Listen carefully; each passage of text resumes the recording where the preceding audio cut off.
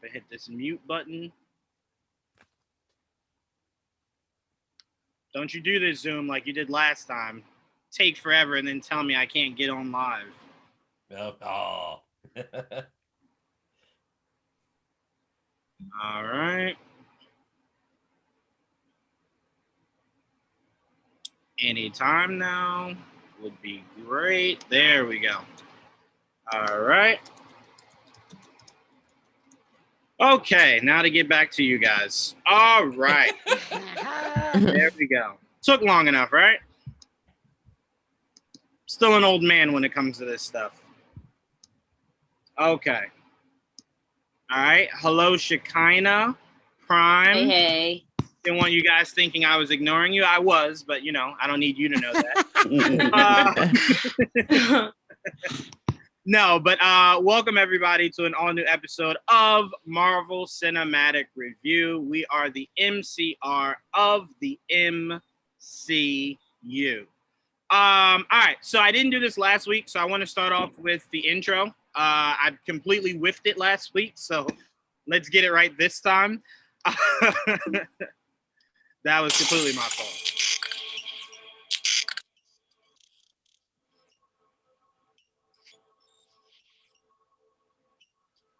Damn, I love that. God, I love you, Dakota. Anyway, so cool. This was a pretty crazy episode. Yep. But before we dive into everything that happened, let me introduce everybody here. Starting off with the Kinda Nerdy Network, KJ and Patches. How you guys doing? So good. Ready to talk about this. I just watched it a couple of hours ago, so I came out of our basement and I was like, "What was that?" Yeah. Yep. It definitely had Infinity War vibes to where you go, part of me knows that he'll be back, but the other part of me is just like, what did I just see? Like, did that just happen? Did they just do that? Goodness gracious. Next up, Joe, what's going on, Joe? What's going on? Happy to be here again. Absolutely. Like I said, favorite part of the week. I love it. And I love Miss Minutes watching us in the background. Always. She's just watching us like, watch your mouth. Don't say nothing slick. You know what I'm saying? Don't come from my bosses. I see you, Miss Minutes. All the respect. Next up, Jamie. What's going on, Jamie? I'm doing good. I'm happy to be back. This episode definitely brought my attention back to the series, so I'm excited to talk about it. Absolutely. I do love sometimes just watching some of you guys' tweets after seeing certain things and just sitting back like, yeah, yep. And my feelings also. Next up, Shekinah. What's going on, Shekinah? I'm doing good. How are you doing? I am doing amazing. Next up, Prime. What's going on, Prime? Hey, what's up? Let's get to it. Absolutely.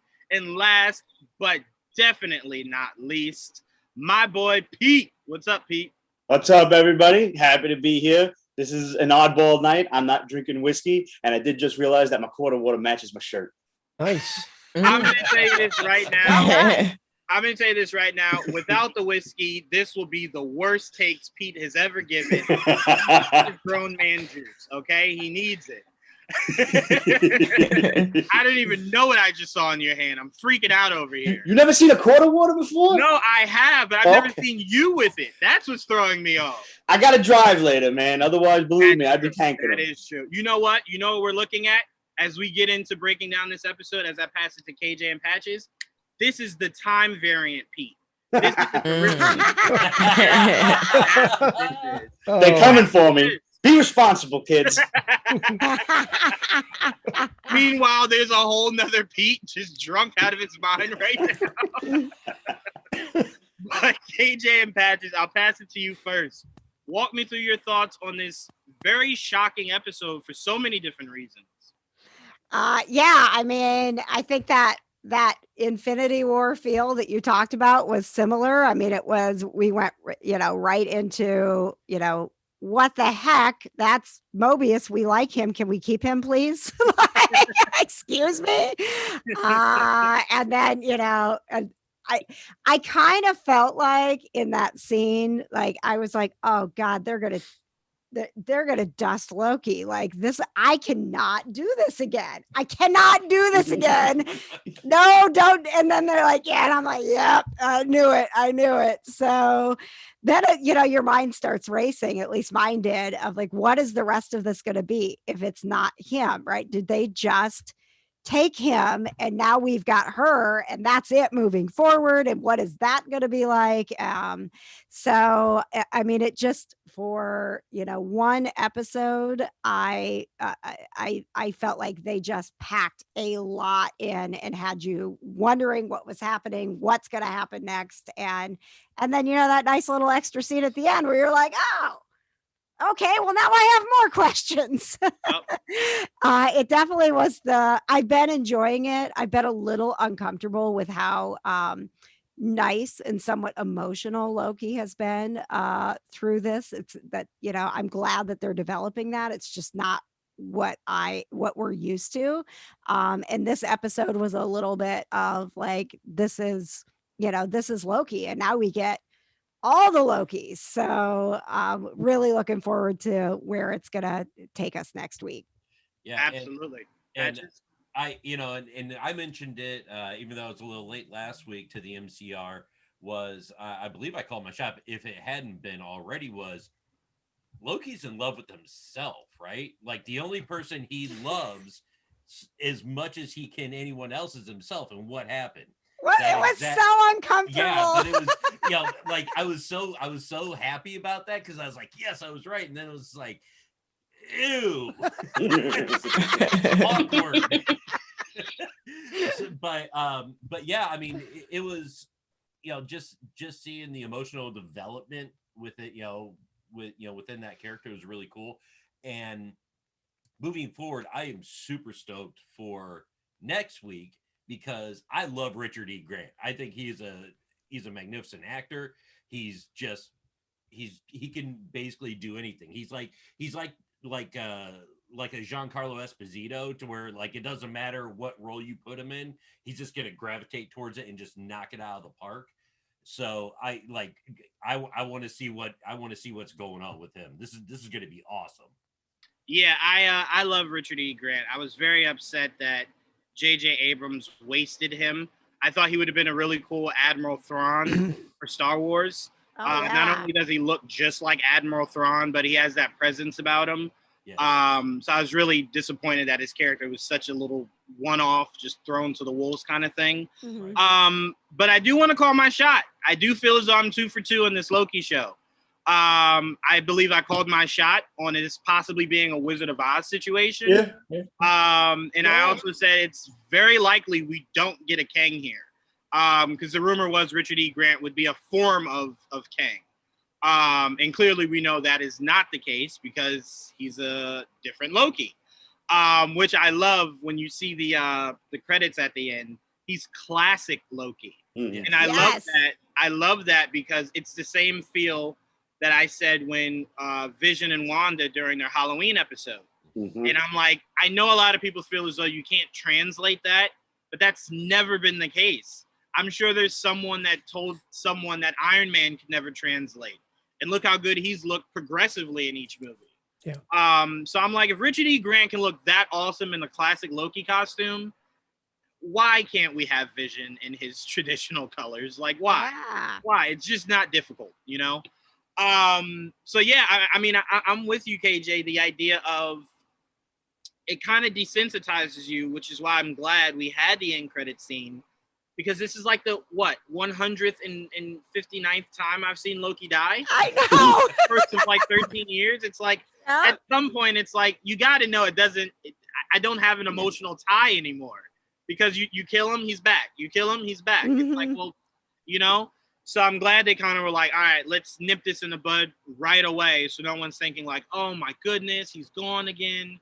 But I will say, Juwan, that there was a part of me, even though I'm like, stop making me watch Loki die. I was also like, well, maybe it'll be kind of cool if she takes the mantle. Like there was, some thoughts going around in my head, like she could run with this and this could be Loki moving forward. And I wouldn't have necessarily been that mad about it because I'm really enjoying her version of Loki.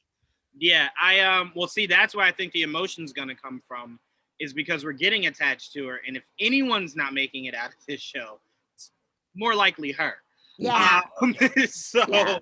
Well, especially now that we've like seen Loki, Loki be killed, and now they're not going to do that again. So it's like, yeah, all right. Well, I'll get ready to cry about her in an upcoming episode. Yeah, absolutely. I think my main thing just is I've always been of the mindset that at some point they do need to weave Loki out, because as long as he's there, you can't fill that spot.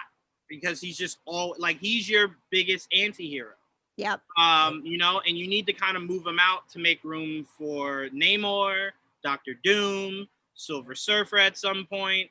You just need to bring in other characters that will come in and essentially be what Loki has been over these past, 10, 11, 12, 13 years. Mm-hmm. So it's like, if having a season 2 of this just furthers everyone just having Loki in that forefront. And it's like, I love Loki too, but he is not that kind of a character that I'm sabotaging Doom because Loki. Right. It's like, come on, guys, let's move him along. And I would like to point out listener Jim from the Kind of Nerdy Dudes. He's on vacation down in the Gulf Coast. Oh, that's right. He said, "How great would it be if we got Matt Damon as Loki?" Like, I mean, come on. Yes. I mean, I did say it before. I think this show will miss 2 huge opportunities if it doesn't do it in this first season. Because if you do it in the second season, it won't be as impactful. Michael Waldron comes from Rick and Morty. Mm-hmm. So not having an animated episode of Loki where it's like structured visually in the world of Rick and Morty, but it's Loki finagling his way through, that's a missed opportunity. And not having one of Chris Hemsworth's brothers being a variant or alternate timeline of Thor is just a missed opportunity. It just is. And having him be like the worst Thor ever. Like the hammer never comes back to him when he reaches for it. Passes in. He can't fly. Like you got to do the real craziness of bringing in his brother as like a variant form of Thor. Well, hell, see if you can get the Hulkster in there. He's playing Hulk Hogan in an upcoming movie. See if you can get Hulkster in there to have, be the old decrepit Thor. You know what I mean? I will say the way Thor: Love and Thunder looks, that might be the cooler spot to have like a Hulk Hogan cameo. Yeah. Because Thor definitely looks like he belongs with like Ultimate Warrior, Hulk Hogan. If you saw any of the set photos. Christian, your background is just messing me up right now. I can change it. Hold on. I literally thought we were doing Kylo Ren and Scarlet and Black Widow. I was like, wait a minute. I was like, Kylo Ren and Black Widow? What are we doing here? It's a crossover? Now that's fitting. Dunder Mifflin fits with everything. That's fitting. But Pete, I want to go to you, man. What were your thoughts on this week's episode? I really enjoyed this one. I had like 2 or 3 people texting me like, "Oh man, Loki." I was like, "Shut up. I haven't seen it yet." Because we had a blackout here from like 2 o'clock to 9 o'clock. And I was sitting there at my TV. I swear you couldn't write this into a sitcom and make it believable. I'm like, all right, Loki. Whole house goes out. I'm like, what just happened? And then like you see people just like slowly like coming outside at 2 o'clock in the morning, like you two? All right. Guess we're screwed. So I had to wait until this afternoon. And I gotta say, I enjoyed this episode way more than I did the talky, just nonsense of last week. Last week really just took me out of it, except that there was like one pertinent line that was everybody's a variant. And I really liked how they explored all of that and went about convincing everybody. And, when Owen Wilson got pruned, I was like, oh shit, like I did not expect that at all. And I figured he was dead. Like, okay, Ravona's just a total witch, like she's the bad guy. And I knew the timekeepers were fake. Like I knew something was up when I saw them. I'm like, oh wow, maybe they're not. Like this is a thing. And then I proved correct in the first place. So I'm like, who could possibly be behind this? And my brain's like racing. And honestly, it hit a wall because I couldn't come up with nobody besides Kang. And I'm like, that's let me not get my hopes up. That's not going to be the case. And then I was not expecting Loki at all. But then when he's talking to Sylvie and he's doing the whole thing and like, you know, he's getting ready for this one big moment, I'm like, no, you left her on the ground. She's not dead. You just knocked her out. This is, and there it goes. Yep. And I'm like, all right, he can't possibly be dead. It's his show. But like, you know, like you guys said, what if she takes over? Is that what the rest of this show is going to be? How am I going to feel about that? I'm not sure. And I happen to know that there was a post-credit scene because my friend gave me a heads up beforehand. So when I saw that, and you know, like you had said, Joanne, just a moment ago, like seeing the classic comic book outfit on Loki brought back, like I kind of want to see that going forward at least once, just for the silliness sake of like, let's see what the comic book outfit really looks like on screen, just for a second or so. I don't care. Alligator Loki, I want to know what's up with that. That's hilarious. So the black dude with the he looked like, okay, now we were just talking about this yesterday. The Incredible Hulk Returns, when it was Lou Ferrigno and the dude from like the Babysitters Club, and he had those other TV shows. He played Thor, and he had the big fur around. He had the armor and shit. I thought that was Thor, but I didn't realize that could probably that's a Loki variant with like the very traditional Norse Thor's hammer. Like, okay, that's pretty damn cool. And of course, you know, you got to throw Kid Loki in there because I was never that big of a fan of that part of the comics. I would really like to see Thori show up, you know, the dog, his pet pit bull, whatever, the Ghostbusters looking thing. But I'm very hopeful. Like this episode brought me right back into it. And I would like to see more of my girl from Lovecraft Country. I want to see her get up and kick some more ass. Yeah, I hope that's not the last of her. No, I really like her. Yeah, Pete, we definitely are huge fans of her from Lovecraft. No, but I mean, this episode from the beginning, it went into Norse mythology. If you see Sylvie, it shows anyone that knows Norse mythology knows the wolf from Thor Ragnarok. That's actually Loki's son in Norse mythology. But in that, of course, it's Hela's, you know, Hela's Canaan, or Fenris or whatever. Yeah. Right. So it was interesting that in that spin of Asgard, that's like a essentially like probably more so a pet than it is her actual child. But to know that she has it that young and knowing that she's having a Valkyrie fight a dragon, and that's the first time ever in MCU history we've ever seen Asgard from behind. Mm-hmm. We've only ever seen it from the Bifrost forward. We've never seen it from behind. Oh, I never really picked up on that. Yeah. That's interesting. that was an interesting take to show it from. Again, it's nothing different or anything, but it's just we've only ever seen from the Bifrost literally to like the front gate. That's one of those nuances that only you're gonna pick up on. Yeah. Like, I'm proud of you for it, but just I looked at it and I was just like, I've never seen the back of Asgard. I thought literally it was just one of those, like, you know, those play sets, Pete? Literally just the front. I was like, maybe that's Asgard. Maybe there's no back. It's just front. It's just a shitty cement backyard. There's nothing behind it. There's a barbecue there, maybe. Right. Like one of the villains learns, like, I don't think their defense is good in the back. Like we should maybe attack from the back one day. But no, it was really good. And two things really stood out to me. The closer they got, the more erratic the spectrum got for the timeline. So obviously it's saying two Lokis hooking up, I guess would become like Vegeta and Goku fusing. So it's like that's too much power. I'm glad it was not only weird for all of us watching, but weird for the entire timeline as well. Yes. Yeah, I mean, you even saw Mobius was just like, do you not know how insane that looks, Loki? He's like, she's not my girlfriend. It's like, I don't know. It looked weird. It looked really weird. But no, so that, and then the idea of Sylvie asking, what's this Nexus level event? What is it? And how is it connected to me? She snatched her up as a little girl, you know? So it's essentially like, what do I end up doing that made you come and snatch me up? And I love that she was just like, I'm not telling you nothing. Like, I will die before I tell you anything.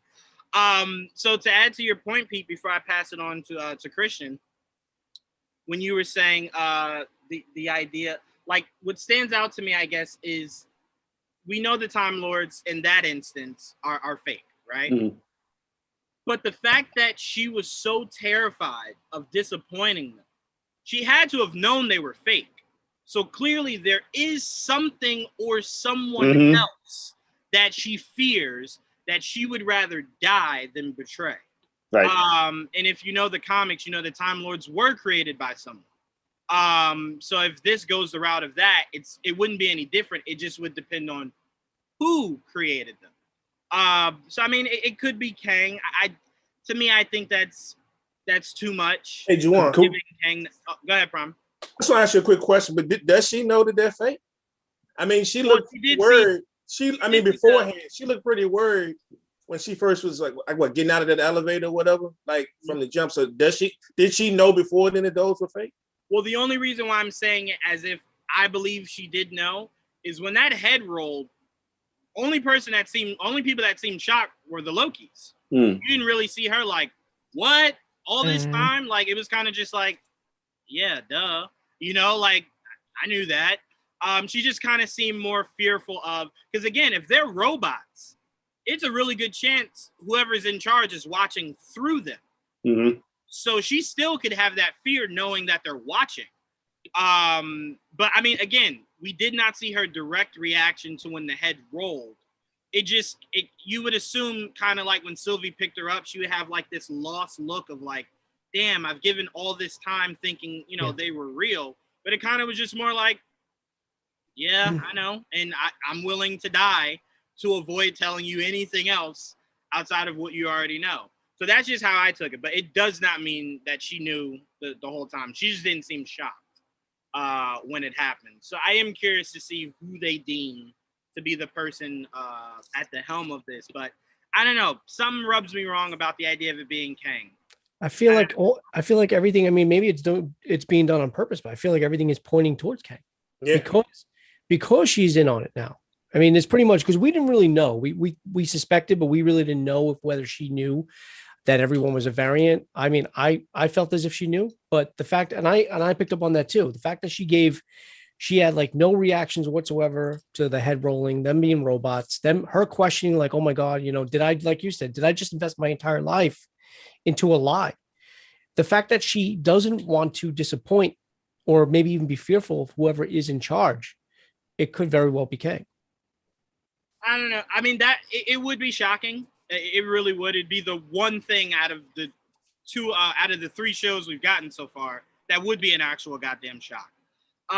So I would be very open to a surprise somewhere in these shows. I'm picking up on a little cynicism for some reason.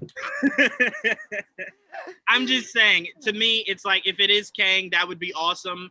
But I don't know. Part of me kind of wants Kang to just be Ant-Man and the Wasp and whatever that storyline is for that. Do you feel like introducing Kang him is the easy way out? Say it again. Do you feel that like Kang is like an easy out villain for this kind of stuff, or are you just residing to the fact that none of the MCR shows are going to give you like proper villains? That it's just going to be the story within the story, and they're showing you everything you need to see.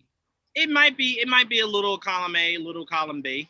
But I mean, it's just the idea of like, I don't know, because again, there's nothing about her that gives me any kind of vibe that she had any relationship with Kang.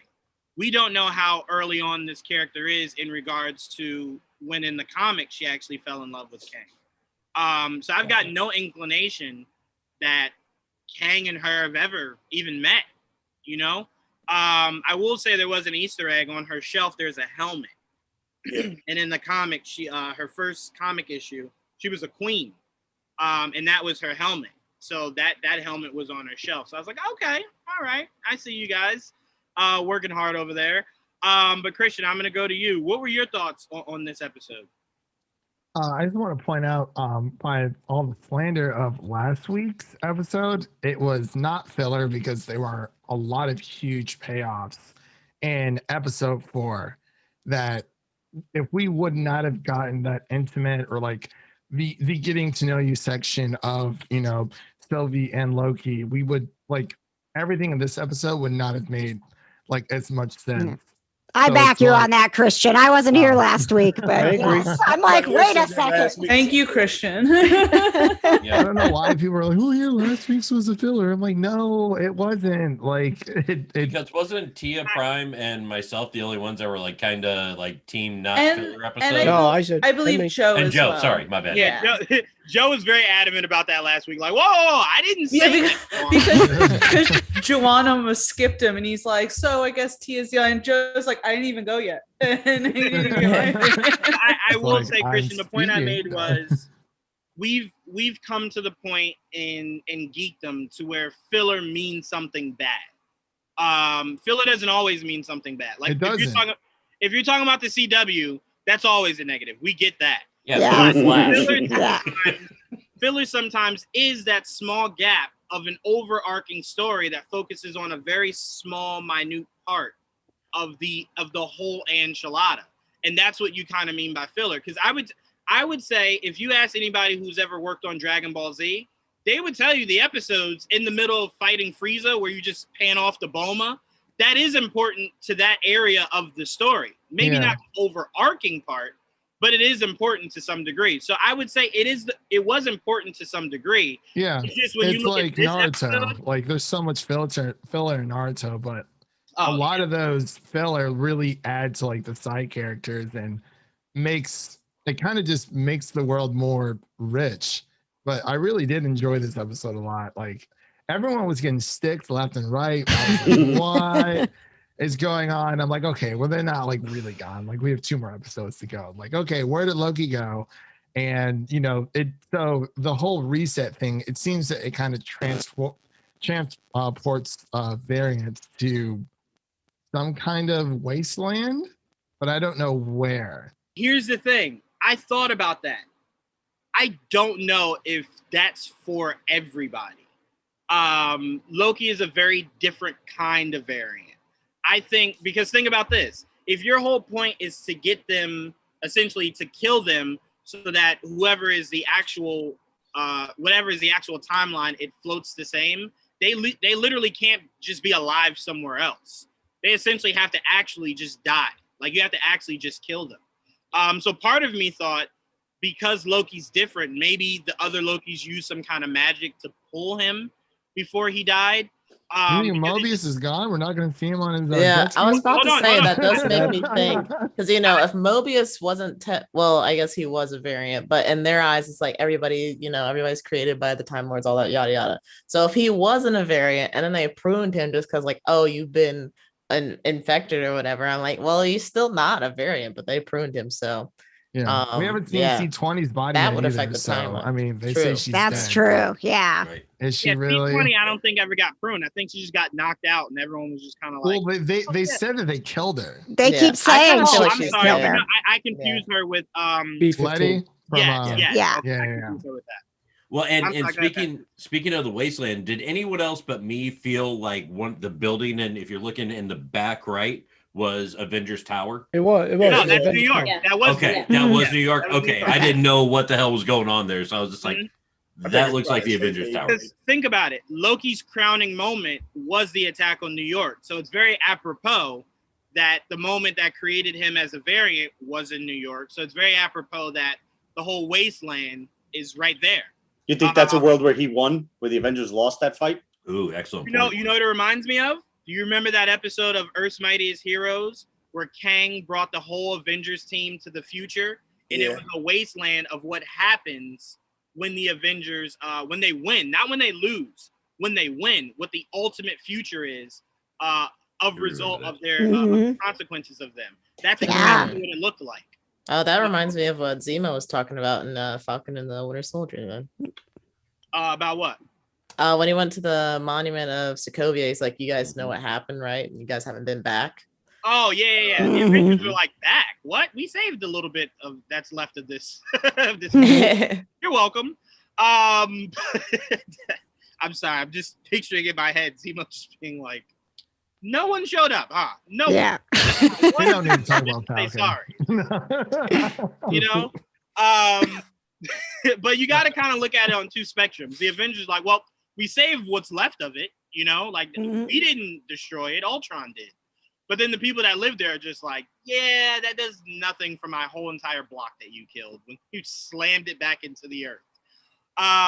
But no, so to go back to you, Christian, like you said, last week's episode was important for this because it kind of gave you more of a feeling as to why Sylvie is doing what she's doing. That it's not just her just trying to cause chaos. It's her really just wanting to know why. Like, I was fine living on Asgard. It wasn't. Yeah, we don't know what her Nexus event was. Like, what caused it. Like, they wouldn't tell us. Here's the thing that's confusing me. We've only ever heard Nexus one other time, and it was for Wanda. So the idea is, are there 2 Nexus level events that cause the multiverse of madness? Well, what causes the Nexus event? Wait, I'm sorry. Go ahead, Christian. No, what causes the Nexus event? Well, here's the thing. A Nexus being is just someone whose powers allow them to kind of go within different timelines, right? Like you could. Yeah, like there would only be one of them. Right. Yeah, so the idea is Wanda is a Nexus level being. It seems as though they're trying to tell us Loki is a level Nexus being. I'm just about to say goodbye to Pete. Loki is a Nexus level being. So I don't know what a Nexus level event is. Is it Loki or is it Sylvie that's a Nexus level being? Because it seems that Sylvie's more powerful than Loki. But here's the thing. We've been saying this since episode 1. It's very possible that the Lokis he comes in contact with, he is siphoning off their abilities, whether it's learning it through dialogue or learning it through seeing it. I think this Loki, when it's all said and done, will be one complete Loki of all the different Lokis he's seen. So I don't know, because again, that spectrum on the timeline only did that when the 2 of them were together, not just one. So I don't think it's necessarily one or the other. It's both, you know? So I don't know. A Nexus level event, not that familiar with it. I am familiar with Nexus level beings, but not an event. It's weird, but it's so good. Christian's like, that's good weird. I'll take that. I'll take the good weird. No, I mean, so, man, just with, like, I really did love what Loki went through when he thought she was dead. And it was kind of just like, you know, it was really affecting him. And then I love where Mobius is like, oh, what's your issue? That I lied about her dying? And Loki's like, no, I can respect that. Like that. He's like, I've been lied to 1,000 times. Yeah. It's like, yeah, it's like, oh, no, that is not a problem. But you lying to yourself, that's a problem. I never lie to myself. But no, I really did love that because it's showing you that it's clearly not the same Loki that landed in the TVA. This is, again, more so the Loki that died in Infinity War. So, you know, from Loki, like, it's coming. It's on its way. We're about to have a dope moment with Loki. You just feel like they're building up to that. Obviously, we saw Falcon build up to that. We saw Wanda build up to that. Well, again, I'm not allowed to speak on that. I come off as a hater, so I will just say I'll allow you to take for certain characters. I agree for Falcon, but I really liked how, like, I saw a lot of people saying, "Oh, you know, Loki's in love with himself," and I never got like the romantic part. Like, there's definitely intimacy there, but it's not romantic because it's like I think they finally just found that they can trust each other, and like the only person you can really trust is yourself, and they are technically the same person. So, or, you know, but so it's like, I think they just came to that kind of understanding. Something happened between them. I don't know if Loki's like in love with her. I think it's just more of like a relief. I really don't know. I think it's just because he's not alone anymore. That's all. Yeah. I was just about to say, I think it's some of both. I think no one truly has ever understood Loki like Loki. So he is falling for the idea of there's finally someone who literally understands what it's like to be me. And I do think he is.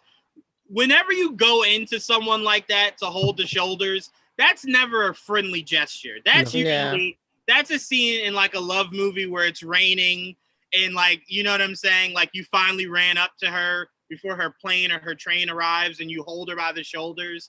That's usually not what friends do. That's definitely a love move right there for sure. Yeah, I really thought that Loki was like gonna swoop in and definitely make the move, and I'm like, I just like, think it was weird timing though. I'm like, you know, there's a head on the ground. It would have been so bad if they kissed. Killed a few people. It would not have made any sense. Yeah, it I wasn't think it's very just romantic. More of a, holy crap! Like for them, apparently it was. For them, they were like, "This is the most oh my god, I'm so tired from killing these people." By the way, I love you. I feel that way, but she may not feel the same way as he does. I know she was kind of looking at him like, don't say it. Did you misunderstand? The crazy part was, I don't think Sylvie is as interested in this concept. Yeah, I don't think so either. So she's looking at him like, what do you There was a little exchange. There was a little exchange when they both got apprehended. She makes sure that he's okay. She said, "Are you okay?" I think she does. Was interesting. I think she cares about him, but I don't think she wants to be with him. I don't think he wants to be with her either. I really don't think it's romantic. I don't know. I will tell you what, I've seen that up close and personal where it's like, man, I really like you. And then the other person's like, no. Like, no, sorry. Well, the thing is, like, you know, we don't know, say, like, yeah, Loki had the line, last episode about revealing his, say, romantic partners in the past, but it's like we don't know how successful he was. I felt like the scene with Sif and the hair and everything, because isn't it like in the comics that he had a crush on Sif, and I think that was supposed to be showing like how bad he is about approaching like people that he is interested in. And so it's like, oh no, sorry. No, I was just going to say, so it's like now that him and Sylvie have had like the slightest bit of like a positive interaction, he's like, oh, okay, this means I make next move. And it's like, no, Loki, not with yourself. I think it's more so because in the comics, Loki understood how much Thor loved Sif and Sif loved Thor. So I think it was more so Loki just trying to mess that up as much as possible because you didn't want to see Thor happy. But I don't really think Loki's ever, because when he became Lady Loki, that body that he took over was made for Sif. It was supposed to transfer Sif into that body, and Loki thought it would be funny if he instead jumped inside of there. And when he did, he was kind of just like, I like it here, Lady Loki. Like that's how he got Lady Loki essentially. So I think it was more so to kind of really piss off Thor, because you know she's gonna run back and go, Thor, he cut my hair. Yeah. You know, Thor's just gonna be like, that's just Loki. And she's like, you know what? I'll deal with it myself. Don't even. It's like yesterday he stabbed me, literally. So you know, your hair gets to grow back. What's the story from Ragnarok? He turned into snakes and then jumped up and bit them. Yeah. It's every day. It's okay. Just get over it. Joe, I want to go to you. What were your thoughts on this week's episode? I have a quick question before I go into my thoughts about the Nexus beings and the Nexus event. Do you think Loki's a Nexus being now? Because wouldn't he have no variance if he was a Nexus being? Because then being a Nexus being, he would be able to be one consistent person all throughout all timelines. Mm-hmm. That's what Wanda is. Well, here's the thing though. If Wanda had died in WandaVision and then another, like a parallel world, she separated, it would still be a Nexus being. So the only thing that makes Loki a variant is the fact that that's not the real Loki. But Loki in any iteration could be seen, depending on how you look at it, as a Nexus being. But again, I'm not saying this factually. He could become a Nexus being, but it's obviously setting up that it's not just Wanda. Right. There are other Nexus beings. And I do think Loki, whether it's Loki or Sylvie, we don't know, another Nexus being is coming. Well, I think the fact that they're both Lokis and they're both variants, the fact that they were getting close, I think they were turning into, like you said, you think at one point they're all just going to converge into one major Loki, right? Mm-hmm. That would make him. I would think that would be the Nexus event. That would be him being the Nexus being. Then no. Yeah, that would be the Nexus event. That's what I'm. The only way I can actually, I mean, that's my definition. The only way I would be able to personally define in my own head what a Nexus event would be an event that happens the same way in every timeline. No? I will say this though. Remember, if this whole time, if the whole TVA is real, right? And it's not just this brainwashing figment of someone's imagination, Yeah. and it really exists. They are keepers of the timeline. Loki exploding that timeline could be what causes a Nexus level event. Right. So exploding a timeline that breaks into a multiverse of madness could be a Nexus level event from a Nexus level being.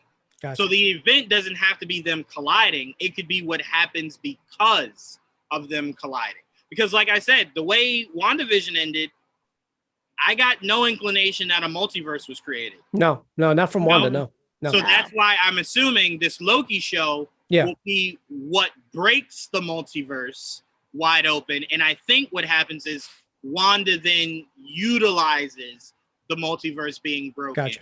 She gets her children back. But say it again, Christian. She gets her children back. Yeah. Right. I think if this show ends with Loki exploding the multiverse, I think that's when she hears her kids more clear and has a direct lock onto where she can go to get them. And because she's a Nexus level being, she can hop through timelines to go get those kids and have real children now. So I think she just kind of manipulates the multiverse. And that's where Doctor Strange comes in and goes, all right, I'm going to go whoop Loki's ass real quick. And then Wanda, we got to talk. Like, you know what I'm saying? Like, you got to relax. You can't just be taking children out of different places. So I think she kind of just manipulates the multiverse. But maybe who was it that told Loki that it took them two to take it? They can take it all down. Was it Mobius? I think so. Isn't it him that tells them it's the two of you that takes both? Like, I think it was Mobius. Right. They're a dyad in the Force, right? Essentially, yeah. Basically, that's how I seen it. That's exactly how I seen it. Is if them two together is what's going to take it. And I think that's probably what's going to create the multiverse. Okay, come on. That's just lazy writing. We've already seen this, guys. Come on. that is true. I will say this to that point, though, Joe. It is very likely that Loki is Anakin, who they saw as, the bringer of peace. Mm-hmm. But truly the chosen one turned out to be Luke, which is your Wanda. So it could be Loki is who starts it. Wanda is who explodes it. Got it. And cool that's the true destroyer of the multiverse. And that's where Strange has to come in and go, all right, what happened? I went for a tuna sandwich and there's a whole multiverse broken now. Like, I don't get what's going on here.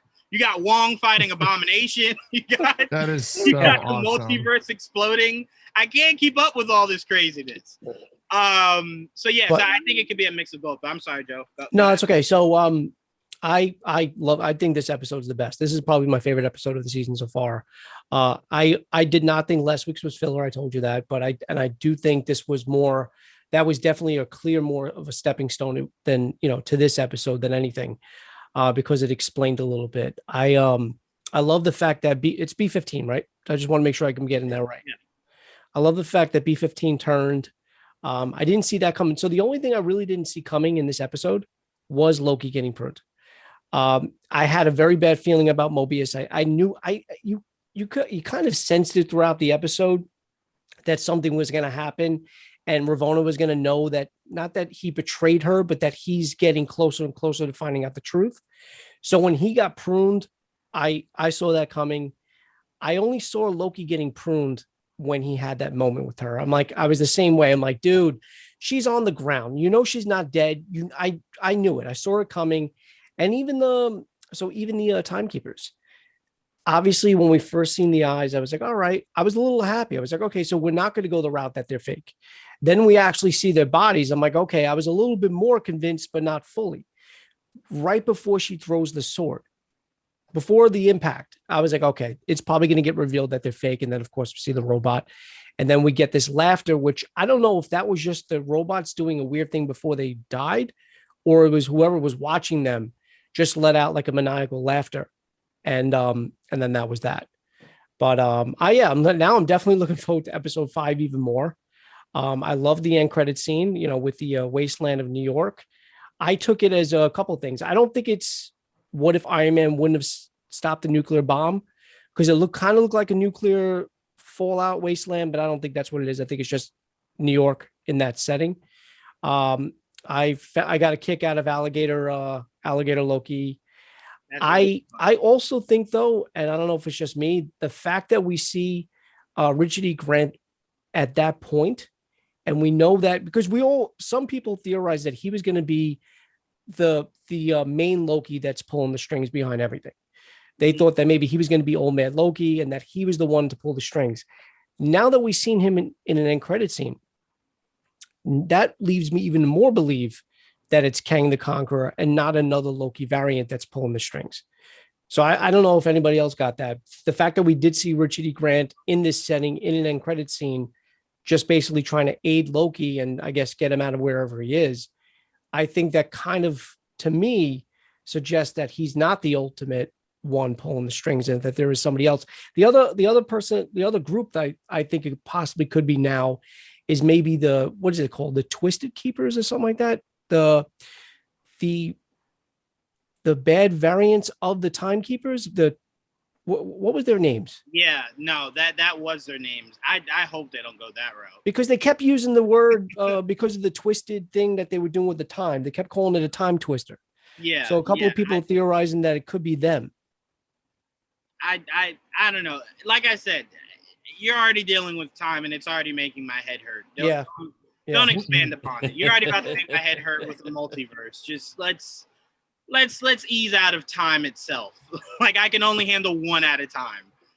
So right now time is okay for me to handle, but once you introduce the multiverse, I don't want to hear no more about time. No time travel, no time capsules. I don't want to hear the name Trunks. Like nothing. I want to hear nothing that has to do with anything. Like, get it all out of here. But to your point, again, it could be Kang. It literally could be Kang. I was caught off guard because usually when the show is about a person, in a moment like that, she quickly moves him and takes the hit, and then she gets vaporized. Yeah. That's usually how it always happens. Who I thought was going to get vaporized was her, right, not him. That's what I thought was going to happen. Right. I will say, once I heard earlier in the week that the showrunner said Owen Wilson doesn't say wow, I was like, oh yeah, he can be vaporized. Like I don't care now. If you're not putting wow in here, vaporized. What's the point? He did say ouch. He did say his ouch. He did say his ouch. He did. Yeah. Wow is what we need. Give us wow. Sounds the same. Ouch. Wow. Yeah, that is true. You never know. They could have just lied to us, and he comes back, and I think Loki's going to famous wow. I think Loki's going to visit him in his variant. I don't think he's alive. I think Loki finds a way to find him, maybe even on a jet ski. You know what a lot of us are holding on to when we heard that they're doing a second season. What I think a lot of, and I'm not speaking for anyone here, what I think a lot of people are holding on to is we're assuming season 2 will still be about the TVA. And that's why I think a lot of us are like, oh, Mobius might be back or this one might be back. I don't think that's a guarantee that it will still be about the TVA. I think that'll definitely be something that's wrapped up now, within, at least by the end of this season. I think another season of Loki can just be like, what is Loki doing now? And it's like whatever the new adventure is for Loki. Yeah, but I think the TVA hangs around though too, because I mean, just kind of like Hydra and Shield and stuff like that. Like you still need them there because it's an easy transition point from like storyline to storyline for a second season. I don't think the TVA goes away. Well, it all depends on who's behind the TVA, because again, if we're made to believe that them being robots means all this is fake, remember, the Ancient One just told Bruce in Endgame that the sorcerers are the purveyors of peace in time. Right. So it's like, well, clearly someone's lying. And it now seems more likely the TVA is lying. It seems more so they're more so the keepers of what kind of holds their world together. And I think certain events could maybe be too much for them, so they try to convey it. But I find it very hard to believe that the sorcerers don't know about the TVA. Right. It doesn't make sense. Yeah, it doesn't make sense because it's like, Does that make the theory of them being in the quantum realm even more of a possibility? I mean, it's just the fact that the only reason why I say that the TVA has to be somewhat like as Loki said, they're formidable. The fact that they render Infinity Stones useless, the Tesseract was useless, Loki's powers, Sylvie's powers are useless there. They have to be somewhere that no one would ever have seen them, you know, and they have to be somewhere. Now, I don't know if the quantum realm contains those types of powers, so I wouldn't be able to answer that. But there are a lot of theories that are pointing in that direction as well, as far as the location of where the TVA is. Do you think that's a possibility even more so? Because like I said, even if you take the timekeepers away, there's still something at hand that's making those, like I said, Infinity Stones and stuff with that immense power just basically useless. So they got to be somewhere. Again, we're assuming the area is what keeps those things useless. It could be a person that renders those items useless. Again, it all falls on who is in control of all of this. And I think when we find that out, we might have a little bit more clues as to whether it's the realm or it's the person. Because it could be they could make it to where a being is powerful enough to snuff out the power of an Infinity Stone or magic or stuff like that. So, I mean, again, I don't know. I can't say yes or no. Because Prime was saying that, I think 2 weeks ago, of what, you know, I think maybe it was either Prime or Dom that was saying, what if the TVA exists within the quantum realm? And I'm like, I would like it more so if Kang exists within the quantum realm and the TVA was its own thing, but I have no information left or right. So it definitely could be. Shekinah, I'll go to you. Wearing your green. I see it. I see it. I see it. I see it. 4 weeks strong. What did you think of this week's episode? I definitely preferred it to last week, I will say. I think it sped up a lot more. So I'm very happy with that. I was happy to see Lady Sif. I feel like we haven't seen her since like the second Thor movie. Is it? I can't remember. Yeah, so it was technically, she was in Agents of S.H.I.E.L.D. too. Yeah, Agents of S.H.I.E.L.D. Yeah. After Thor Dark World. Yeah. So that might have been the last time. Yeah, it was. Yeah. Either way, it's been a long time since we last saw her, so it was nice to see her like back, like in that way. I will say that Sylvie is not a villain. Like, I don't like how like she was taken as a child. That whole thing, like, I was screaming at my laptop, like, how can you take her as a child? I thought you took her as like a fully grown adult with a plan. You took her as a child. No wonder she's so vengeful. Like, why would she be so intense? Like, everything finally like makes sense. Like, that reveal made a lot of sense. So I was like happy that they have explained that. I will say I didn't like the whole Loki fancies himself, like, because I'm sure before he got what's the word? Pruned? They do the pruned, yeah. You keep saying pruned. I don't know where we got that from, but it's now the new phrase for it, to get pruned. Before he got pruned, I'm sure he was about to lean in for a kiss. And I just felt uncomfortable. You know, he was like, oh, I don't normally do this. And his hands are up, like he's about to grab her face. I was so uncomfortable with that. Like, I know it's himself, but it's weird. Like, I didn't like that whole thing. But I will say overall, I love the episode and I'm happy and I can't wait to see where it goes into. Yeah, I was definitely more so uncomfortable because she looked extremely uncomfortable. So it was like, she was just like, no. Yeah. Like, yes. I think she kind of had a sigh of relief when he got pruned. It was just like, okay, all right. I'm going to miss you, but woo, thank goodness. But no, I mean, it was weird for sure. And I'm sure when they meet up again, it'll resolve whatever that weird tension was. Because, you know, Loki, he wants to save face. So he'll probably be like, no, I was just trying to, you know, there was something behind you and I was trying to just like reach for it. You know me, Loki. And she's gonna be like, you're lying. You're clearly lying. But no, Prime, I'm going to go to you. What were your thoughts on this episode? Remember last week I said to me, last week was just okay. It was just okay. Remember, I didn't hate it.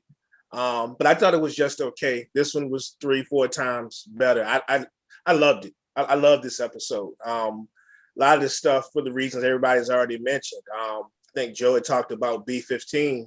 We go from seeing her saying she hates Loki because he's a variant to all of a sudden, does a 360. She's end up, she's helping him when she finds out the truth.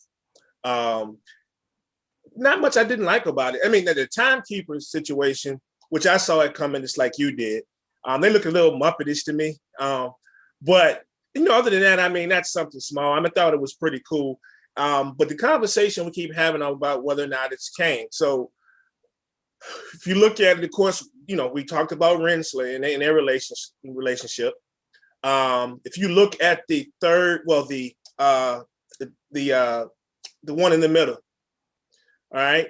If you kind of look at him, it's not an exact, doesn't look exactly like him, but I can kind of see a little bit of Jonathan Majors, in that facial, just a little bit. If you go back and look at it again. So if you're leading towards Kang or maybe Immortus, and we know that Immortus has a long timeline, of course, with the time variance. So, I mean, it's just a lot there. But Tom Hiddleston, like I mentioned, last week I think it was, he mentioned that when they asked him before this thing came to Disney Plus, what were his favorite episodes? And I mentioned before, he said 4 and 5 were his favorites, and that's where a lot of things picked up, and they didn't disappoint with all the information that we got and the way this thing just, twisted and ended at the end. But the one thing that I did want to mention was a couple of things. First thing is, and I know a lot of people probably caught this when Mobius was talking about, of course, that we captured with the Kree, the Titans. Of course, we know the Kree and the Titans come from, but there was the vampire reference, right? And I know everybody's immediately jumped to the fact that, okay, this is where we get Blade. And that could be true, but I think people are missing out on Moon Knight as well, because the Moon Knight aspect of it, he has a history with vampires and with Dracula. And Moon Knight is already on the table. So this is something that I think that we need to look out for. And the last thing I would say is we were talking about, of course, the Lokis at the end. And immediately when I saw the alligator Loki, I thought of two things. Of course, the frog Thor, but I also kind of thought about Spider-Ham too. Spider-Ham. Yeah. I got a big kick out of that, man. But overall, I thought this episode was awesome. Absolutely. Before I go into that, KJ and Patches, before you guys have to go, I wanted you guys get a second to say goodbye before you guys had to go. Oh, yes. Thank you guys. Sorry, we can't be longer. Sorry, we can't stay longer. Thank you so much for having us, and excited to see if we can pop in next week as well. Great to catch up with everybody. Absolutely. AJ, I love your shirt, by the way. Just wanted to throw that there really quick. Glad you were here for it.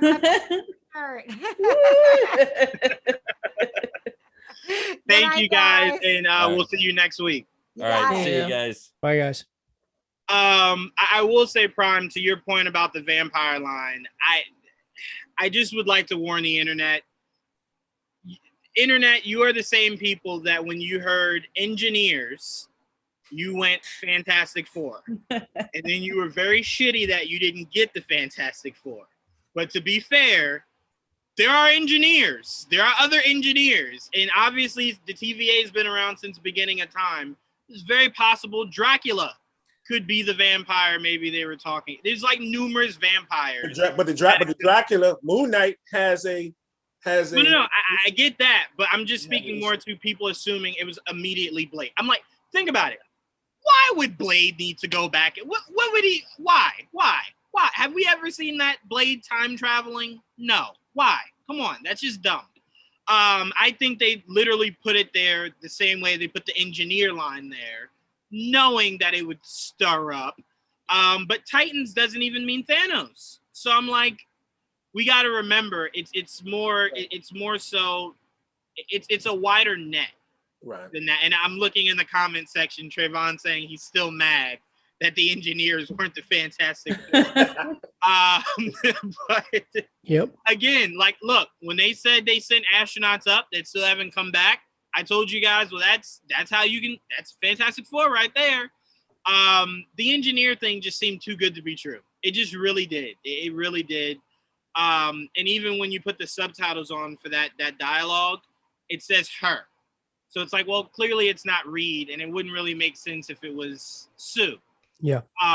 So just a lot of it just kind of ringed wrong. So everyone that's assuming this was a Blade line, reel it back.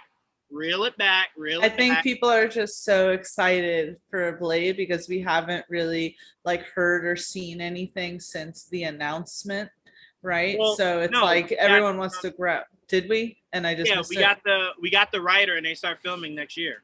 Yeah. Okay. All right. So we'll have a whole lot more. I mean, but Tia's right. There still wasn't a whole lot of talk about it. Oh no. Very much so. I'm just saying we're getting Blade way sooner than we're getting Fantastic Four. So everyone that needed an itch, scratch with vampires, Blade's coming. He's on his way. But so is Morbius. We're gonna get Morbius too. Yep. To be fair, Morbius is part vampire. No, Morbius is all vampire. Oh no, I thought he was. Yeah, I thought he was only part. I thought he was only half. Isn't he allowed to?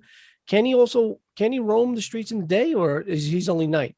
No, I think he's only at night. I didn't know that. I thought if I'm remembering watching Spider-Man the animated series, I don't remember too many during half with Morbius. All right. I mean, we'll have to just see where Sony goes with it, if like maybe they decide to completely throw out the whole, they can't go out in the middle of the day sort of thing, they may want to negate that or maybe stay true to the whole vampire lore. Yeah, I will always say be careful letting Sony be what teaches you about characters. And I would say the last, we're getting, like you mentioned, we are getting Morbius, and I guess we'll be getting Moon Knight before Blade too. So I'm just saying. Yeah. Well, Moon Knight's next year, right?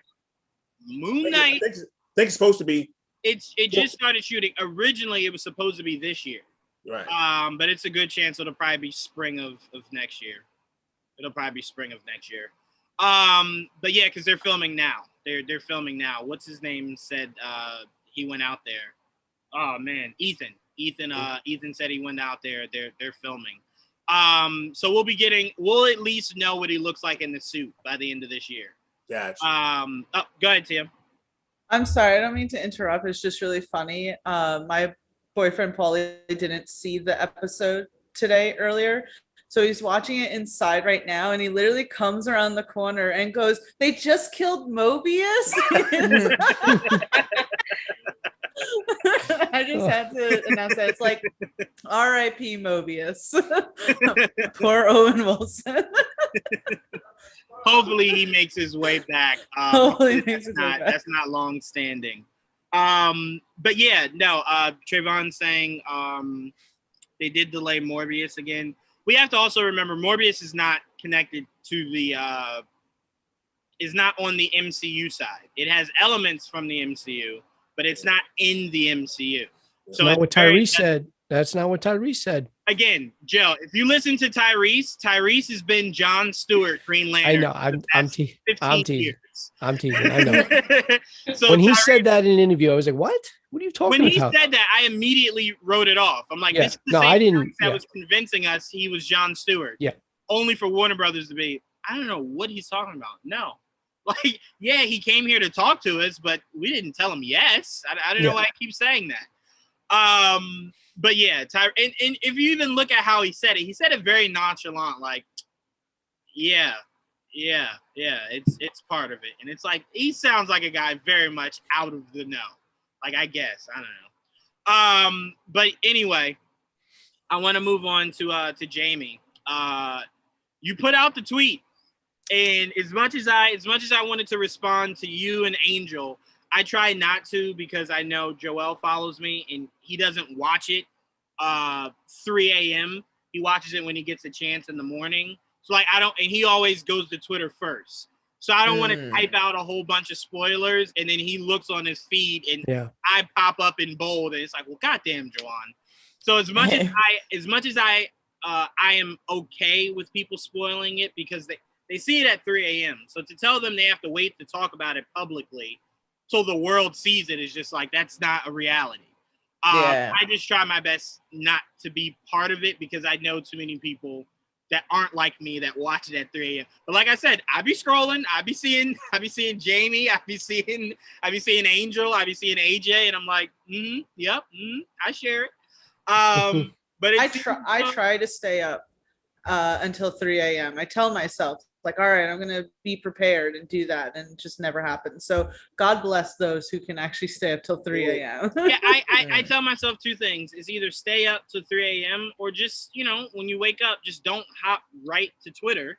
Yeah. If you have a moment, watch it and then go to, because it's gonna be there. You know what I'm saying? It's gonna be there. Yeah. So got to pick your spots.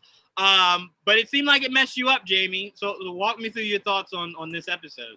Well, I do have to say that I, like Prime and others have said, I really enjoyed this episode much more than, especially the previous episode that I just felt like was, we said filler, and it was important to this episode, but it had a slow pace to it.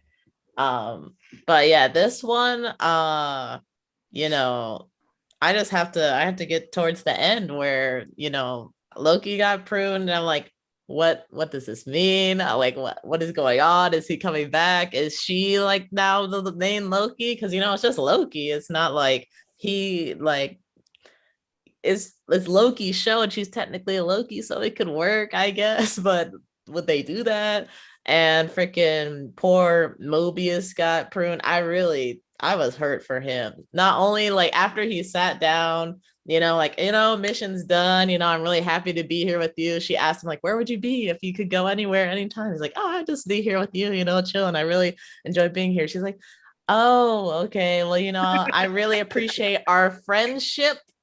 And just in case you didn't hear me, we're friends. And I felt so bad for him because he's like, oh, okay. Both Mobius and Tom Hiddleston's Loki like swung and missed this episode. Mm-hmm. Yep, they sure did. She even doubled down.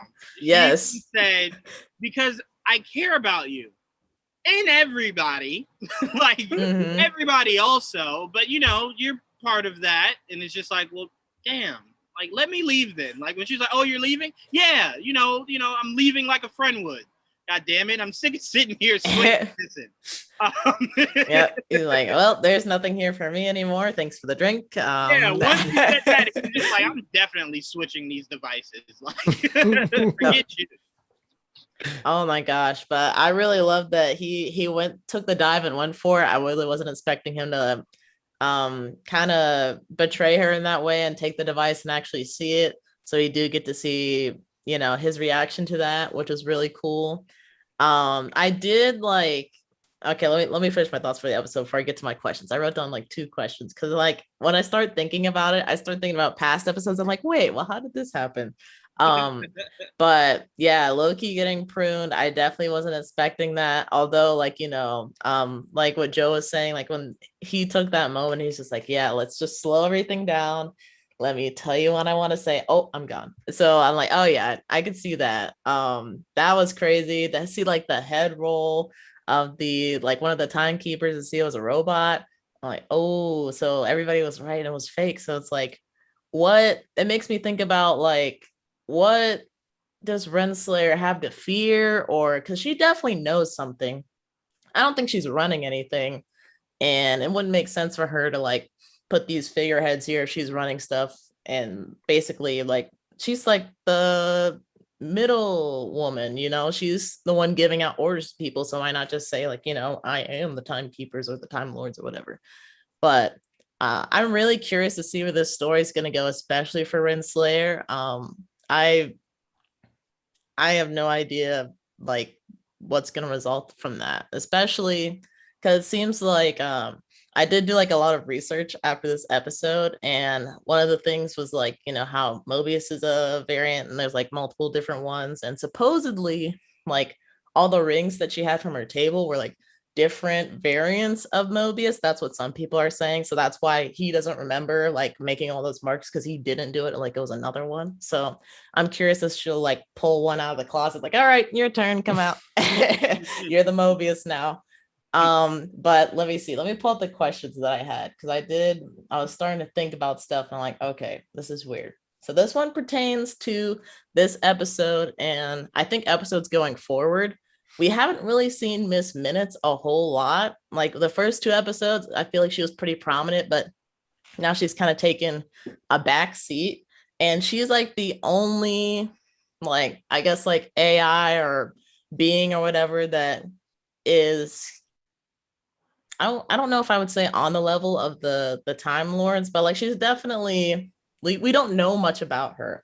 So I'm wondering if like she could have like a bigger role in this and could be like the real head of everything and just wants to be like some cute innocent mascot, but turns out like that's not what it is at all. Although I don't know, that would be kind of a stretch at this point, but there's still some explaining to do there if they choose to do it. And then my other question was, why did the bombing of the timeline work? Because when you think about it, they said like, oh, the charges are supposed to be set to reset that timeline so that everything that was a variation disappears. But when she bombed it, it actually changed the timeline and caused it to split off. So I'm like, why did that occur if like there was no variation at those different spots or whatever? Or if there was, then it should have just made the timeline even more stable. So I'm curious if they're gonna like talk about that and how that plays into the story. I definitely think that. Defect. Say what? Manufacturer's defect. Yeah, they're all defective. I had asked the same question a couple of episodes ago when we were on MCR.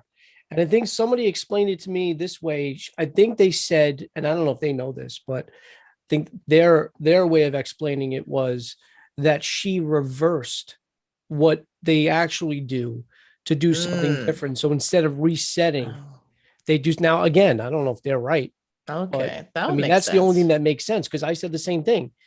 All that would do is reset a variance, but there's no variance to reset. How can they be the variance in itself? So the only way that would explain it the best is if she reset it to do something completely different. Okay. That makes some sense. Okay. And what you were saying earlier too, I think Joanne might allude to it earlier. I was thinking as well, and probably most of you are too, when we're still trying to figure out who the real villain is. I think Renslayer is really scared because she knows that this is a lot of this, so this is probably her fault. Mm-hmm. She, from the beginning, she letting her get away, and way back when and all that. So she's afraid of the consequences now. Which I did mean to bring this up before. That was horribly directed. Right. Was she just kind of separated from her, and then it was just like she grabbed it, stood there for a second, and Renslayer was just like, and then she. Yeah. Somebody said that she felt compassion for her and let her go. I would prefer that, but I think that's what it was. Because you know what? I hope it's that. Because I hope so too. Because if I agree with you, horrible. Yeah, I agree with you. The worst. If she's not doing it on purpose, or if she doesn't feel just compassion because she's a little kid, I'm wondering if she even knew when she was going to that time, the variant that she was in search of was a little child. I'm thinking about this now.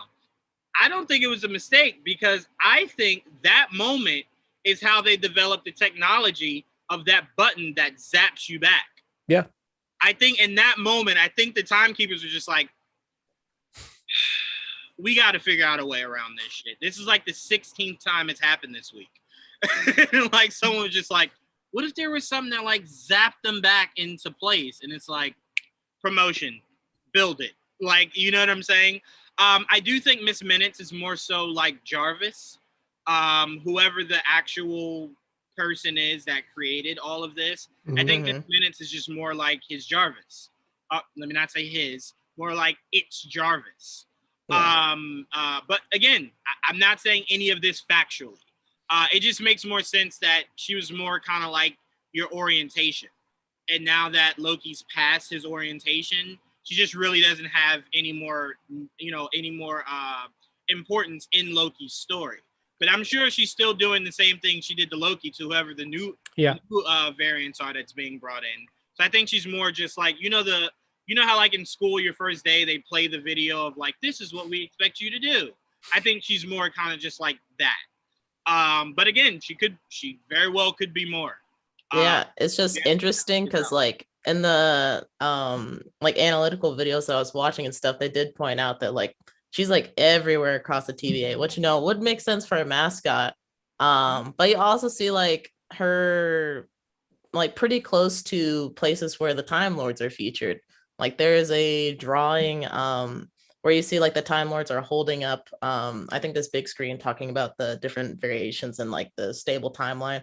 And then they're not too far away, there's a statue of Miss Minutes, and then there's also a like engraving of Miss Minutes in the elevator with like the code that I don't think anybody really knows what it means yet. Mm-hmm. And there's also a Miss Minutes button in the Tim pad as well.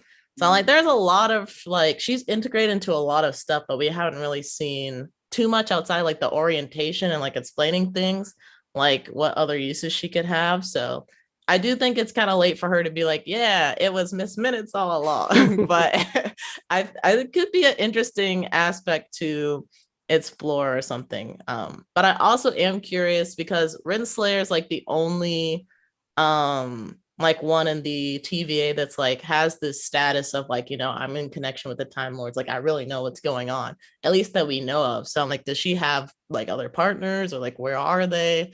So yeah, I'm really curious about that as well. I think it's a rank. I think the judge that we saw in the where Renslayer lost Sylvie as a girl, that judge, I think it's a rank. I think anyone in that position knows everything that's going on, and it's their jobs. They're the purveyors of keeping it under wraps. It's why she killed the girl so quickly. As soon as the girl was just like, yeah, it's not real, like those are real moments, it's just like zap her. So it's the idea of her preserving the secret. So I think she very much knows, but I think it's more so a rank thing. You know, kind of like when you get to that level, they kind of let you know what's going on. And to your point about Mobius, I don't think there's different Mobius. I think Mobius has been through this before. I think he's gotten close to the truth, and they've brainwashed him to zap him back to falling in line. And I think she's developed feelings for him, you know, whether it's friendly feelings, whatever the case may be, because she's just had to do this numerous times because she feels he's their best agent. So do you think she's pruned him before and that's the process, or it's a different thing? I think she's brainwashed him before. I think he's maybe figured it out, and then whatever they've done to brainwash people not to know that they're variants, I think she's had to do this more than I think this isn't the first time he's kind of had his eureka moment of maybe there is something else going on. So I think to her it's kind of painful having to do this a third time, a fourth time, fifth time, a 10th time. So I think it's more so maybe that. But again, could be wrong. Tia, break it down to us. What were your thoughts on this episode? Yeah, I mean, I got up early. I want not 3 a.m. early, but like 7:30 in the morning early. I really enjoyed this episode. You guys know that I really enjoyed last week's episode, but I did enjoy this week's episode for getting, say, back on track. Essentially, now we're in the, you know, in a natural story, this is where we're leading up to the climax. So I enjoyed that we're getting to that. I enjoyed that. I love the so many scenes of the Lokis being like pulled into the TVA in shackles. It very much reminded me of the first Avengers when, you know, Loki's being brought in, or even in Man of Steel when Superman's being brought in. I just love the visual of that. There were such key moments in this that I really enjoyed. One being with, I know you guys just said it before, and for some reason it just skipped my mind. B-15? Yeah. By the way, like, awful of the TVA to name everyone after like bingo calls and everything. Like, Jesus. B-15. I enjoyed when Sylvie finally opened up her mind and B-15 goes, I looked happy.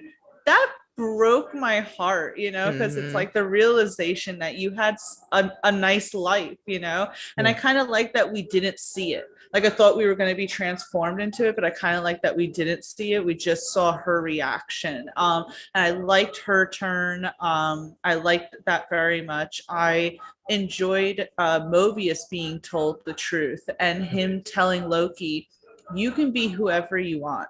maybe someone good, in case no one's told you that before. And I love the scene where he finally confronts Renslayer and he says, oh, before you asked me what would be my perfect time to go to, it would be the time before this. Maybe I had a family, maybe I had something, and you took. Oh man, it was so awful that he got like pruned right away after it, but at least he like was able to finally live his truth, and he wasn't, say, resistant to admitting it.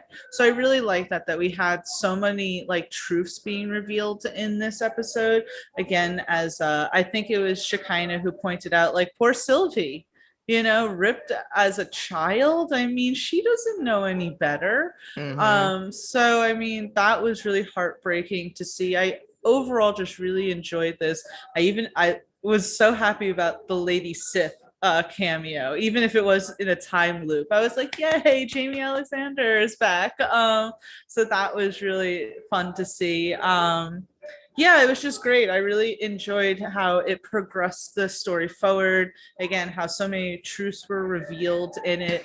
I will say, just like everyone else, I was a little uncomfortable with Loki seemingly romantic interest in Sylvie. I'm like, is it wrong? Yeah, it's wrong. And because you're like, wait, brother, sister, and you're like, they're not brother, sister.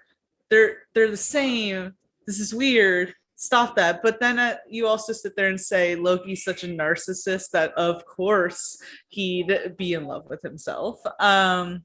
But I also wanted to mention really quick, when Mobius got pruned, like Loki looked really distraught over it. Yeah. Which again, like, I just love Loki and Mobius's relationship with each other. I really hope that we do see Mobius come back in some sort of capacity, because I'd love even for them to hang around each other in season 2, even if it doesn't focus on the TVA.